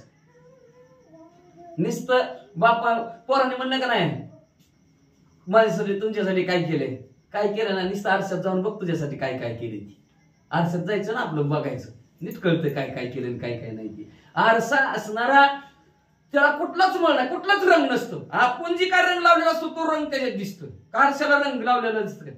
रंग लावावर आरशा दिसल का आपण?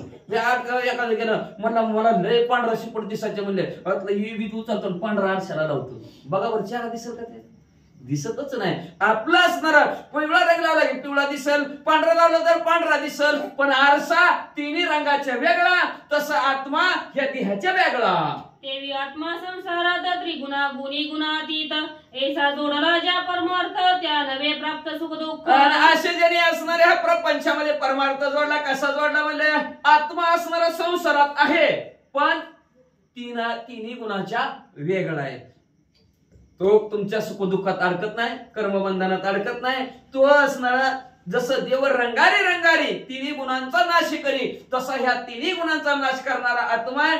त्यांनीच खरा परमार्थ जोडला. नाहीतर ज्याला आत्म्यातला जीवातला देहातला जर नाही भ्रम कळला, म्हणजे भेद नाही कळला, तर त्याचा परमार्थ वाया गेला म्हणतात. ऐसी वावयाने प्राप्ती औष पाहिजे सत्संगती, त्या जेनी संगे विषय विरक्ती पै परमार्थी अधिकार. मग अशा प्रकारचा अधिकारी व्हायचं परमार्थाचं, त्यांनी काय करावं लागेल? अधिकारी जर व्हायचं असं लक्षात ठेवा, अधिकार तैसा करू उपदेश, जसा ज्याचा अधिकार आहे तसा उपदेश का नाही. आता कुणी कुणाला अधिकार कुठला जे अधिकारी माणसं असतात, जागच्या जागेवर सुबन दिसतात, जागच्या जागेवर त्यांना सन्मान दिला तर सुबन दिसतात, जागच्या जागेवर सन्मान दिला तर शिवून दिसतो. मग परमार्थ अधिकारी आहे ते अधिकारी कोण? जर ज्यांनी म्हणले असणार आपल्याला जर निज आत्मप्राप्ती करून घ्यायची असेल तर काय करावं लागेल? तरुण जायचं असेल ह्या संसारात तर साधूच्या संगती तरुण उपाय. तरुण जायचं असेल तर आपल्यात तसं नाही, हाय तरुण तवर घे करून म्हणतात. कुणी बघितलं पुढचं? साधूच्या संगती तरुण उपाय. प्रथम भक्ती संतन कर संगा, दुसरी कथा मम प्रसंगा. पहिल्यांदा साधू संतांची संगत कर. साधू संतांची संगत केली की मग असणाऱ्या विषयी अंतःकरणाच्या ठिकाणी विरक्ती निर्माण होती, आणि विरक्ती निर्माण झाल्याशिवाय परमार्थाचा अधिकारी तो अजिबात नाही. नाहीतर पक्षी अंगणी उतरते ते का गुंतवणी राहते तैसे असावे संसार. तसं संसारात असावं, पण आपलं चुटकून राहतं, त्याच्यामुळे विषयीची विरक्ती वाढत नाही, आणि त्याच्यामुळे आपण परमार्थाच्या असणाऱ्या भांडरा डोंगरावर उभं जात होती का तुकाराम महाराज? का विषयावर विरक्ती धारण केली होती, तोच अधिकारी परमार्थाचा होता, असं प्रभू रामचंद्र तारामाला सांगू लागले. शब्दाचे विकल्प समस्त परमानंद नित्य तृप्त, जैसी या गुरुपाशी परमार्थ सुनिश्चितार्थ साधावा. साधायचा परमार्थ पण कुठं जावं म्हणून जाणते नाही, गुरु भजीचे गुरु जवळ जावं. गुरु जवळ गेल्यानंतर शब्द हे शस्त्र आहे. शब्दची आम्हा रत्ने, शब्दची आम्हा सोयी, शब्दरूपी रत्न आहे. आणि ते शब्द जर असे धारदार जर वापरले गेले तर शब्दाचे विकल्प संपवून टाकतो ना अंतःकरणाच्या ठिकाणी. काहीच नाही बोलल्यावर तसंच आपण त्याला काय म्हणतात गाठ आहे का नाही, ऑपरेशन करायला लागते तिकडे. मग गेलं डॉक्टरकडे जावं लागेल. त्याच्यासाठी डॉक्टरच म्हणजे कोण आहे? संत आहे. संशयाची सुटली गाठ, पोटी झालो शीतळ. त्यावेळेस शब्द हे शस्त्र वापरावं लागतात. शब्द रूपे असणारे इंजेक्शन वापरावं लागतं, शस्त्र रूपे असणारे साहित्य वापरावं लागतं, तेव्हा विकल्प संपतो. आणि विकल्प संपला की मग असणारा परमानंद, असणारा संशय संपला की साधकाला आनंद प्राप्त होतो. आणि आनंद प्राप्त करून घ्यायचा असेल तर काय करावं लागेल? गुरुला शरण जावं लागेल, गुरुची भक्ती करावं लागेल. गुरुनं दिलेला जो बीज मंत्र आहे तो बीज मंत्राचा असणारा जप करावा लागेल. वेदानुवादे सप्रमाण एकोणी सद्गुरु वचन, देही नित्य देहापन नित्य चैतन्य अनुलक्षी. मग अशा प्रकारचा असणारा वेदाने जे काही सांगितलेलं आहे ते वेदानाचा असणारा शब्द असतील, शास्त्राचे शब्द असतील, ते गुरु कोण ऐकावे. लक्षात ठेवा, गुरुचं असणारं ज्ञान असतंय. म्हणून गुरु असणारा सर्वात श्रेष्ठ आहे. म्हणून असणाऱ्या प्रभू रामचंद्र सांगतात, जर संशय अंतःकरणाच्या ठिकाणचा संपवायचा असेल तर सद्गुरूला शरण जावा आणि गुरुच्या मुखातनं असणारं वेदशास्त्र ऐका. गुरुच्या मुखातनं जर वेदशास्त्र जर ऐकले तुम्ही तर असणारं देहाच्या ठिकाणी तुम्हाला मिथ्यत्व सापडलं जाईल. खोट आहे हे सापडलं जाईल म्हणजे असणारं, आणि हे असणारं शरीर मिथ्य आहे, खोट आहे समजलं जाईल. प्रभू रामचंद्र सांगतात, अनुलक्षिता चैतन्य धन परमानंदी मूर्छापन्न श्रीराम कृपा पावल पूर्ण देहाभिमान विसरली. आणि अशा प्रकारचा असणारा देह हा खोटा आहे का, तर देह नासकाय कुचकाय आणि आणीला हा पाचाचा उसना, पाचाचा उसना आणलेला देह आहे. मग ह्याच्यावर कुणाचा अधिकार? पोरग म्हणतंय आमचाच बाप आहे, मग आता तसं करणार ना सगळ्याचा सगळं. मग तर प्रभू रामचंद्र म्हणले तुझा अधिकार आहे या देहावर, उचल मी घरी. कुणाचा अधिकार असणार आहे देह? पाचाचा आणला त्याच्यामुळे ही पाचीच्या पाची जण म्हणणार आमचाच अधिकार आहे, आमचाच अधिकार आहे. असं ज्यावेळेस तारेला प्रभू रामचंद्राने सांगितलं समजावून, त्यावेळेस असणार चैतन्य स्वरूप असणार आत्मा आहे हे तिला कळलं गेलं. परमानंदावर एवढा आनंद झाला, आनंदाच्या भरात असणारी ती बेशुद्ध पडली. प्रभू रामचंद्राच्या असणाऱ्या स्वस्वरूपाच्या ठिकाणी असणारी निमग्न झाली. अशा प्रकारची प्रभू रामचंद्राची कृपा तारामातेवर झाली आणि आपलं जे काय अज्ञान होतं ते विसरले. का तर मग असेच प्रभू रामचंद्राने सांगितलं, आत्मा गेलेला दिसला का कोणा? लय काचात पॅक ठेवते ती, तरी सुद्धा काचाला सुद्धा तडा गेलेला दिसत नाही का? दिसला बा तुमचं कधी आयुष्यात? बघा तिथे दवाखान्यात कामं करते ती म्हणे दिसतं का आत्मा गेलेला कुणाला? गेला का आजपर्यंत जीव कुणाला गेला कळतच नाही. फक्त म्हणणार तोंड उघडवतं, तोंडात न गेला, नाक डोळे उघडवतं, डोळ्यात न गेला, पण गेला कुठनं कळत नाही. तसं प्रभू रामचंद्र म्हणलं दिसतच नाही तर गेला म्हणले हे तुझं बोलणंच खोट आहे. असं ज्यावेळेस तारेला समजावून सांगितलं तेव्हा तारामाता बेशुद्धच पडल्या आणि आपली जी काय असणारी आत्मप्रचिती आहे ती आत्मप्रचिती तारामाताला आली. पुढे काय झालं ऐका. एकोणी श्रीरामाचे वचन तारा विसरली देहाभिमान हर्षे घालोनी लोटांगण श्रीरामचरण वंदिले. अशा प्रकारे प्रभू रामचंद्राचं बोलणं ऐकल्याबरोबर असणारा देहभान विसरून गेल्या आणि विसरून असणाऱ्या पडदिशी उठल्या प्रभू रामचंद्राच्या पायावर लोटांगण घातलं. वाळीने सांगितले आपण भ्रमी ब्रह्मभूत श्रीराम वचन ते मज पावली निज खुन ब्रह्म परिपूर्ण श्रीराम. जे माझ्या मालकाने सांगितलं होतं वालीनं मला ते आज मला पटलं. प्रभू रामचंद्र असणारे ब्रह्मस्वरूप आहेत आणि त्यांच्या मुखातनं शब्द जे आलेले आहेत ते ब्रह्मरूपच आहेत हे आज मला प्रचिती अनुभव आला. म्हणून प्रभू रामचंद्र परब्रह्म आहेत अशी तारामाता म्हणू लागल्या. प्रबोधे श्रीराम वचन सुग्रीवे एकता आपण विसरला दे अभिमान सुख संपन्न श्रीराम. हे ताराला उपदेश करत असताना सांगत असताना सुग्रीव राजाने ऐकलं. सुग्रीव राजाचा बी ध्येय अभिमान संपला गेला. अशा प्रकारे सुख प्रभू रामचंद्राने दोघांनाही दिलं. एकोणी श्रीराम वचन उक्ती तारा सुग्रीवा सुख संपत संमिती दोघा झाली अतिप्रीती विकल्प चित्ती ध्यान. ऐकोनी प्रभू रामचंद्राचे वचन ऐकोनी असतं का येडक्याचा त्याला एक मात्र आहे ऐकोनी म्हणे त्याला. ऐकोनी प्रभू रामचंद्राचे वचन दोघांनी व्यसनार प्रभू रामचंद्राचं बोलणं ऐकलं आणि ऐकल्याबरोबर दोघांनाही अतिशय आनंद झाला आणि अंतःकरणाच्या ठिकाणचा विकल्प दोघांचा संशय संपला. त्याला वाटायचं माझा भाऊ संपला, माझ्यावर असणार असं होतं काय की, ती म्हणायची माझं मालक संपलं, माझ्यावर असं होतं काय की, काय होतंय काय की, काय होतंय काय की, हा विकल्प संशय संपला गेला आणि चित्ताच्या ठिकाणी दोघे समाधान झाले. एकाविषयी प्रीती निर्माण झाली. दोघा झाले परम समाधान तो बोलिला श्री रघुनंदन वाळीचे करून देहदान करावे पिंडदान ती लोक. अशा प्रकारे दोघांना आनंद झालेला प्रभू रामचंद्राने बघितलं. प्रभू रामचंद्र म्हणले असणाऱ्या आता वाळीचा अंतिम संस्कार करा, तिल तर्पण असणार करा, पिंडदान करा. अंगद सुग्रीवा आणि प्रधान वाळीस पुष्पकी घालोन पंपातिरी केले दान विल्भ चंदन काष्टी दीक. मग लगेच म्हणले असणारा देहदान करायचा वाळीचा म्हणून चौकाच्या खांद्यावर घेतला. पंपा सरोवराच्या बाजूला नेला आणि पंपा सरोवराच्या ठिकाणी म्हणले असणार बेलाची चंदनाची लाकडं आणली. आता बघ अवघड आहे का नाही त्यांचं, मोठ्याचं मोठं असतं आपलं काय गरीबाचं कसली मिळत्याल तसली मिळत्याल बरं का. नशिबवानाचं मोठ्या लोकांचं काम आहे म्हणजे असणार सर्व असणाऱ्या चंदनाची बेलाच्या झाडाची असणारे वाळलेली लाकडं आणली आणि त्याच्यावर ध्येय ठेवला आणि ध्येयाचा अंतिम संस्कार केले महाराज. वाळीचे उत्तर तिला दिक्कत हा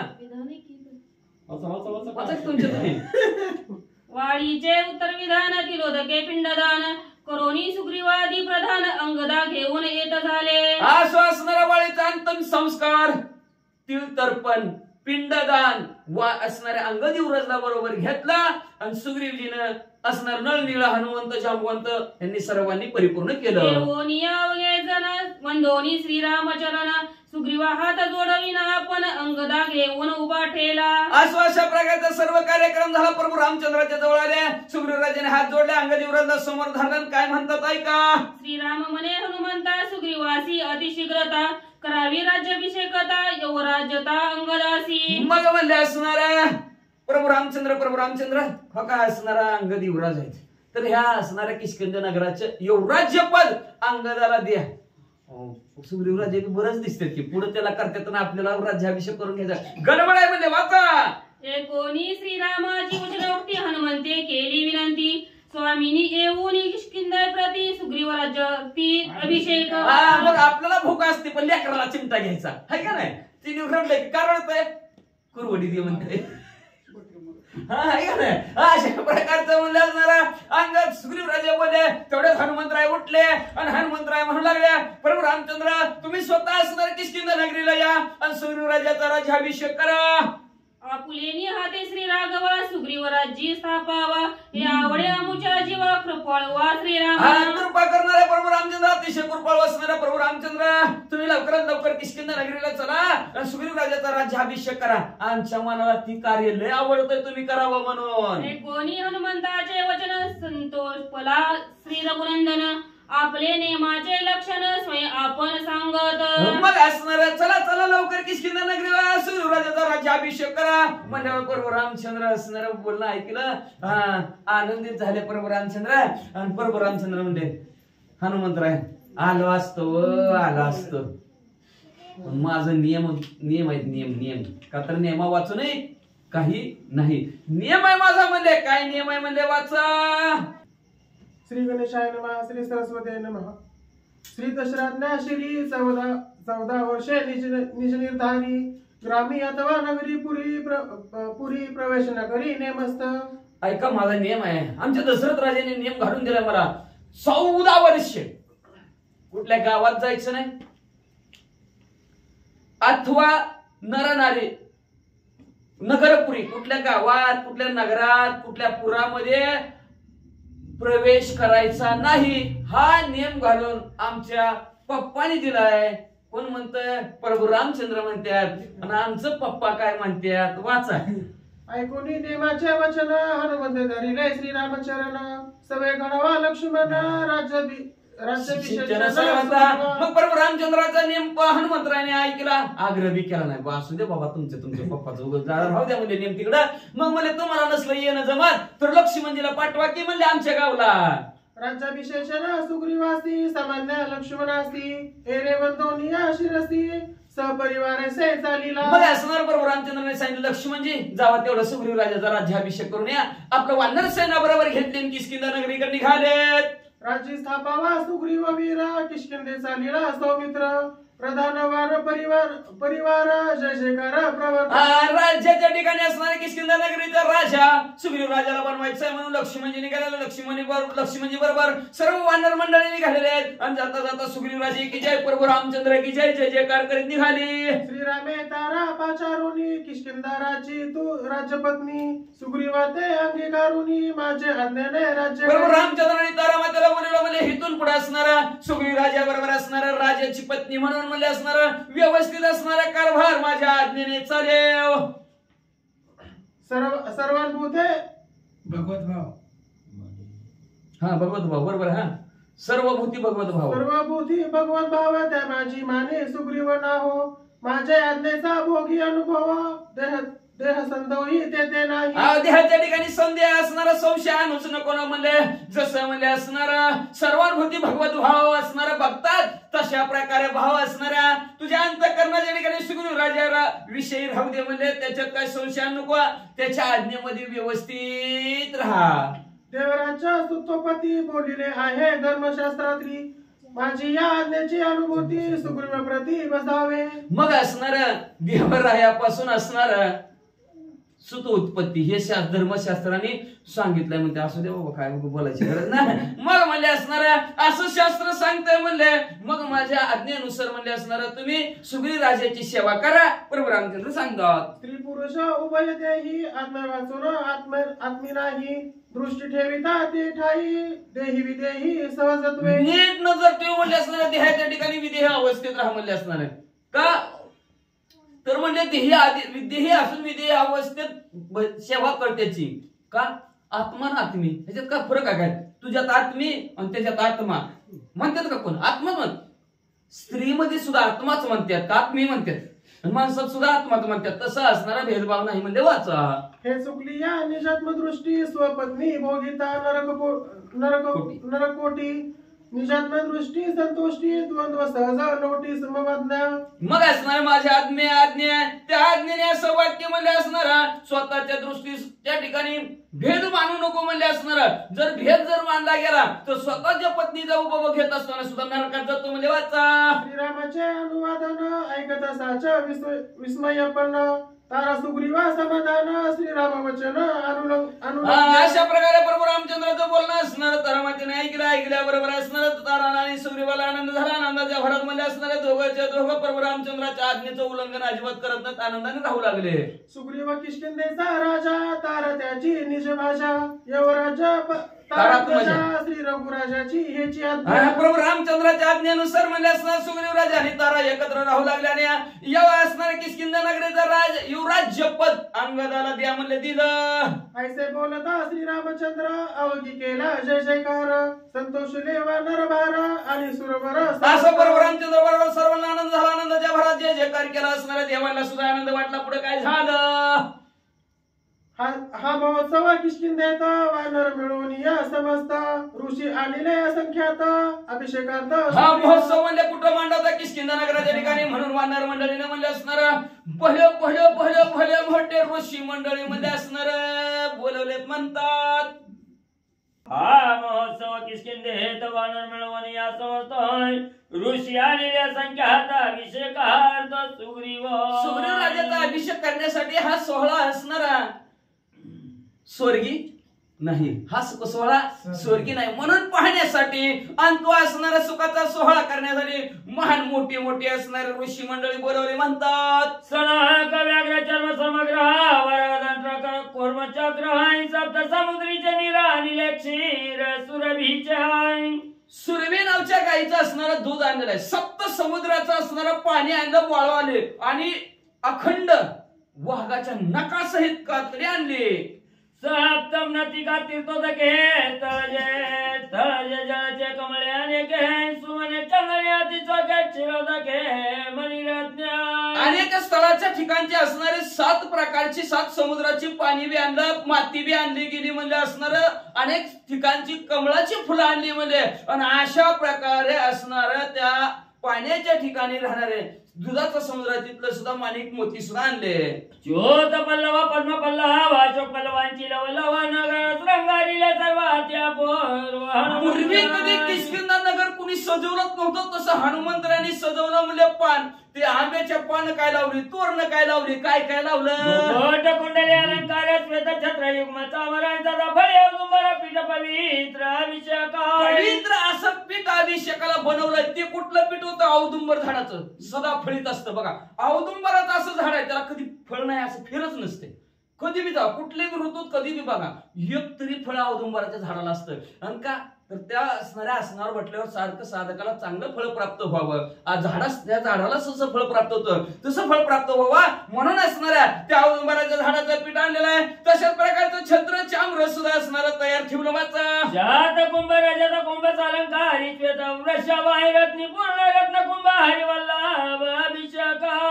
प्रभू राम असणाऱ्या प्रभू रामचंद्राच्या सेवक हनुमंतरायाने सुग्रीव राजाचा अभिषेक करायचा आहे. त्याच्यासाठी म्हणले असणारा 100 कुंड म्हणले असणारे आणलेले आहेत. ते कुंड म्हणजे हिरे माणिक मोती सोनाने मडवलेले आहेत म्हणले असणारा. आणि त्याच्यात म्हणले असणारा सुग्रीव राजाचा असणारा अभिषेक करण्यासाठी पाणी भरलेलं आहे. ओम करणी प्रधान चवेची केले द्विज पूजन आहे. तिला विधी विधान अभिषेचन सुग्रीव राजाचा राज्याभिषेक करायचा म्हणजे होम हवन केलं. होम हवन केल्यानंतर सर्व ऋषी मंडळीनं असणारा स्वस्ती वाचन केलं म्हणजे असणार, सर्व ब्राह्मणांनी असणार दीप पूजन केलं आणि दिव्या पूजन केल्यानंतर असणार काय केलं असणार, तीळ असणार, जवस याची असणार सुग्रीव राजा समोर असणार शिडकाव त्याच्या पाण्याने केला. जैसी उमाळी रमा तैची चोबेतारा रुमा गदाची कंदाक्षमा महामाई महाभिषेकी. जसे असणारे उमा आणि रमा शिवबंदी सवी तशा प्रकारे एका बाजूला तारा आणि एका बाजूला रमा शिवबंदी शिव लागली. वासी कशी गंधोदक सोनोदक कुशोदक श्रीरामाचे चरणोदक ऋषी अभिषेक वेदघोषी. असं गार असणाऱ्या गंगेचं पाणी आणलेलं आहे, त्याच्यात फुलं घातलेले आहेत, त्याच्यात हरळी घातलेले आहेत, त्याच्यात प्रभू रामचंद्राच्या चरणाचं तीर्थ आणलेलं आहे आणि त्याचा अभिषेक सुग्रीव राजावर करू लागले. वस्त्रे अलंकार धनधान्य द्विजा दिजले भोजन अंगद युवराज देऊन सुख संपन्न सुग्रीवा. वस्त्र अलंकार असणारा धनधान्य ब्राह्मण मंडळीला दान दिलं, जेवाय बी दिलं, अंगद राजाला युवराज्य केलं. अशा प्रकारे कार्यक्रम. मंत्र अभिषेक ऋषी चर अभिषेक वयाले वानर थोर थोर ते ऐका. असं विधियुक्त असणारा शास्त्रोक्त पद्धतीनं जसं वेदात सांगितलं तसा राज्याभिषेक केला. अनेक वानर मंडळी मिळाली होती, त्यांची नावं ऐका. गज गवाय गवाक्ष गवाय शरभगंगा माधव कोण कोण आलता अभिषेकाला म्हणजे असं गजाला गवाक्षाला गवायला शरभालता गंधमाधन आलता म्हणजे द्विविधार्थ निळा सुशेनाच्या भवंताचा बळवानी कवानर बहुत प्रबळ सुग्रीवाभिषेक वया सगळं आले तत्काळ वानर. सुग्रीव राजाचा अभिषेक करण्यासाठी आला असणारे सुषेण वैद्यराज सुद्धा आले होते म्हणजे असणार नळ नीळ असणारे जांबुवंत हनुमंतराया सर्व असणारा अंगदाचा राज्याभिषेक करून अभिषेक किती सुग्रीवाची यवराज अंगदाची पूजा करणी लोकांची अति उल्हासी स्थापिली. सर्व वानर आलेले होते, 18 पद्म वानर, 72 कोटी हसुर, 56 कोटी माकडं एवढी जमलेली होती. सगळ्याला कचून जेवाय दिलं. जेव्हा अभिषेक असणार सुग्रीव राजाचा केला, युवराज्य पदी अंगदाचा केला. आनंदाने कार्यक्रम संपत. अंगदा युवराज दिलेले वानरी सुग्रीवा सन्मानिले आहे. अवघे म्हणती वले केले संस्थापिले सुग्रीवा श्रीरामे. अंगद राजाला श्री अंगद युवराज्य पद दिला आणि राजावर असणार सुग्रीव राजाला बसवलं. वानर मंडळीला आनंद झाला. आनंदाच्या भरात म्हणलं लय चांगलं काम प्रभू रामचंद्राने केलं. पहिले वैचा वनीचा महित्रा मग राती वैच्या सुग्रीवा विराई पुढे घेऊन अंगाला कुमार निघे सत्वर राम नमनाई. पहिल्यांदा असणार रथामध्ये लक्ष्मणजीला बसवलं, मग लगेच रथामध्ये सुग्रीव राजे बसले आणि वाजत गाजत प्रभू रामचंद्राच्या भेटीला नमस्कार करायला निघालेल्या.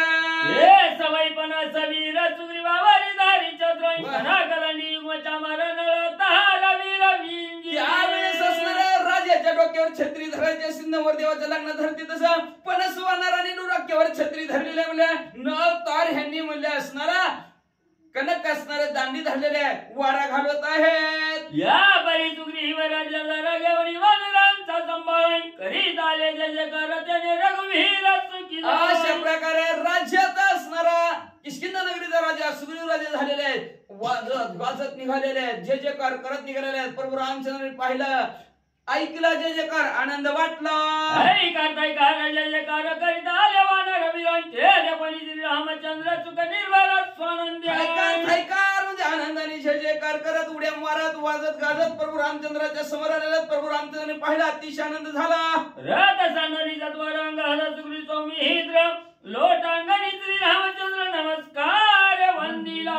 प्रभू रामचंद्राच्या समोर रथ गेला. रथात न लगेच सुग्रीव राजे खाली उतरले, लक्ष्मणजी खाली उतरले, अंगद युवराज खाली उतरले आणि साष्टांग दंडवत प्रभू रामचंद्राला घातला. हनुमंत सांगे श्रीरामापाची राज्याभिषेक सुग्रीवाची यवराज्य देवनी अंगदाची पायापाशी. हनुमंतराव पुढे आले आणि प्रभू रामचंद्राला म्हणू लागले, बघा ह्या सुग्रीव राजाचा राज्याभिषेक केला, ह्या अंगदाचं युवराज्य पद दिलं आणि तुमच्या पाया पडा आले ती बघा. हे दोन्ही या श्री रघुनाथा पुढील कार्य कर्तव्याचा विचार आणि सांगे आता आता प्रभू रामचंद्र तुमच्या आमच्या प्रमाणे आमचा राज्यकारभार आम्हाला मिळेल बरं का, सुखी झाला आणि आनंद झाला. मग आता हिथून पुढे आम्हाला तुम्ही काय आमचं काय कर्तव्य आहे आणि आम्ही काय काम करायचं प्रभू रामचंद्र तुम्ही सांगावं आम्ही करावं आणि तुम्ही आमचे दास. पर्जन्य काळच्या तुर्माची करिता नव्याची ताची सुग्रीवदारीच्या किष्किंध्याची हनुमंत श्रीराम सांगे. हनुमंत राहायला प्रभू रामचंद्र सांगू लागले बरं का. काय सांगू लागले? प्रजन्य काळ आहे, पावसाळा आहे का नाही, पावसाळा चातुर्मासामध्ये असणारा. या चातुर्मासामध्ये म्हणजे असणार पावसाळ्याचं पाऊस, ऊन, वारा, कधी ना कधी काहीतरी घोटाळा पावसाळ्यात कमी जास्त पडला तर मग त्याच्यामुळे असणारं चिखल पाणी असतं, नदीला पाणी येतं, वड्याला पाणी येतं, मागं पुढं काहीतरी वावटुळीत घावचाल. म्हणून आता ह्या 4 महिन्यात काय सीता माऊलीचा शोध घेता येणार नाही असं प्रभू रामचंद्राने हनुमंत ह्याची मी राहीन मित्राची लोटली जन्य काळाची चिता शुद्धीची शीघ्र याव्या. मी सुद्धा आता 4 महिने आराम करतो. लक्ष्मणजी समवेत मध्ये प्रवरस्त्र नावचा असणारा जो काय पर्वत आहे त्या पर्वताच्या गुहेत आम्ही दोघं ध्यान करत बसता म्हणजे. आणि तुम्ही तोपर्यंत तुमच्या असणारा 4 महिने तरी आताच राज्याभिषेक झालाय, आताच असणार कसं तरी पद मिळालेलं म्हणजे जरा बघा भानगडी काय गावाकडच्या कसं काय निवांत आनंदाने राहा. आणि मग पण 4 महिन्याने तुम्ही सीता माऊलीच्या शुद्धीसाठी या असं प्रभू रामचंद्राने सांगितलं. श्रीरामाची लोटली चातुर्मासाची अडोनी मानला सैन्याची चिता शुद्धीची मी करीनाय. तेवढ्यात सुग्रीव राजा पुढे आले. सुग्रीव राजा म्हणले प्रभू रामचंद्र ऐका, चातुर्मास संपला की मी माझ्या भांडार सैन्य समेत येतो आणि मी सीता माऊलीला शोधून आणतो. मी म्हणले आता सुग्रीव राजा मी म्हणलं की माणूस विसरून जात असते. आम्ही म्हणलं की ह्याच्या ध्यानात येतं त्याच्या ध्यानात येतं सगळी मिळून करते ती. पण मी म्हणलं की संपाला कसा संपत उद्याच्या बोलणी आपण श्रीरामचरण उल्हासवाणी अवघ्या जाणं किस्किंदा पूर पावाल्या. अशा प्रकारे एकमेकांनी एकमेकाला बोलले. प्रभू रामचंद्राचं दर्शन घेतलं आणि प्रभू रामचंद्राचं दर्शन घेऊन आनंदाने 4 महिन्याची बरं झालं मोबा दिले असणार. राज्यकारभार चालवायचा म्हणजे असणार. बघू पुन्हा कोण फुटलं तर फुटलं, खुर्चीवर खाली उतरलं तर उतरलं. पण कसं का असणार 4 महिने तरी परवानगी आहे आपलं. मग रिक्षा असो नाहीतर 4 चाकी असो कुठलं काय का असणार म्हणले असणार. पण पहिल्यांदा मिळलंय आपल्याला 4 महिने मोबाईल. कुणी काय घोटाळा करणार नाही, सगळ्याचं प्रतिज्ञापत्र शपथपूर्वक असणार लिहून घेतलेलं आहे. त्याच्यामुळं फुटाफुटीची भानगड नाही, इकडे पळापळीची काय भानगड नाही. म्हणून आनंदाने आपल्या किष्किंधा नगरीकडे सगळीचे सगळे निघाले. श्रीरामे उतरिला वाळी राजिता पिला तुरी बाबाई कीर्ती झाली भूमंडळी पिटली टाळी ती लोके. प्रभू रामचंद्राने वाळीचा उद्धार केला. ह्या किष्किंधा नगरीच्या ठिकाणी सुग्रीव राजाचा राज्याभिषेक केला. युवराज्य पद अंगदाला दिलं. एवढी कीर्ती प्रभू रामचंद्राने वनाच्या ठिकाणी सुद्धा केली. सर्वांना आनंद झाला. आनंदाच्या भरात असणारा स्वर्गात सुद्धा घंटा वाजली गेली, टाळ्या देव वाजवू लागले. वाचा आता पुढे कथेची क्रमणीय चातुर्मासाची सुग्रीव घेऊन येईल वानराची सीता शुद्धीची करावया. आता पुढची कथा ऐका म्हणले असणार. शांतीप्रमाणे एकनाथ महाराज आपल्या सद्गुरू जनार्दन स्वामीला शरण जाऊन सांगतात की चातुर्मास संपल, लगेच संपला आजच्या रात्री. बरं झालं बाबा लवकर संपत ह्यांचा. मग म्हणले चातुर्मास संपल आणि सुग्रीव राजे आपल्या वानर सैन्य समवेत प्रभू रामचंद्राची सीता माऊली शोधण्यासाठी येतील. कोण नाही येतील का चातुर्मास संपल का नाही संपल. आता मग ते संपल पण संपणार नाही आणि ह्यांच्या ध्यानात बी राहणार ना. बघू 4 महिने कुठं आहेत आता कुठं अशी सुरुवात झाली. ह्या असणाऱ्या रोजच्या असणाऱ्या प्रपंचाच्या नादात विसरून जातील. कशा ध्यानात येईल वाचा पुढं. एका जनार्दनाच्या रण झाले वालीच्या उदराई वानराचा कचरी रघुनंदन पशुपावाहन श्रीराम. असं शांतीब्रह्म एकनाथ महाराज आपल्या सद्गुरू जनार्दन स्वामीला शरण गेले. शरण जाऊन म्हणतात की ह्या अध्यायाच्या ठिकाणी प्रभू रामचंद्राने वालीला सुखी केलं, उद्धार केला. ह्या जन्म मरणाच्या असणाऱ्या राटगाडग्यातून त्याला बाजूला काढलं. अशा प्रकारे प्रभू रामचंद्र पशुवांना सुद्धा पवित्र पावन करणार आहेत. नाहीतर ह्या पशुला कोणी विचारलं असतं का. पण पशुला सुद्धा पावन आणि पवित्र आणि वंदनीय करणारे प्रभू रामचंद्र आहेत. असं असणार शांतीब्रह्म एकनाथ महाराज आपल्या सद्गुरू जनार्दन स्वामीला शरण जाऊन म्हणतात.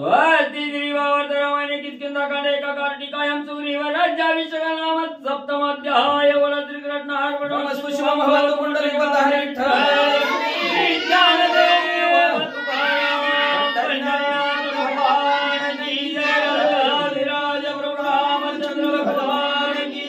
पवन सूत हनुमान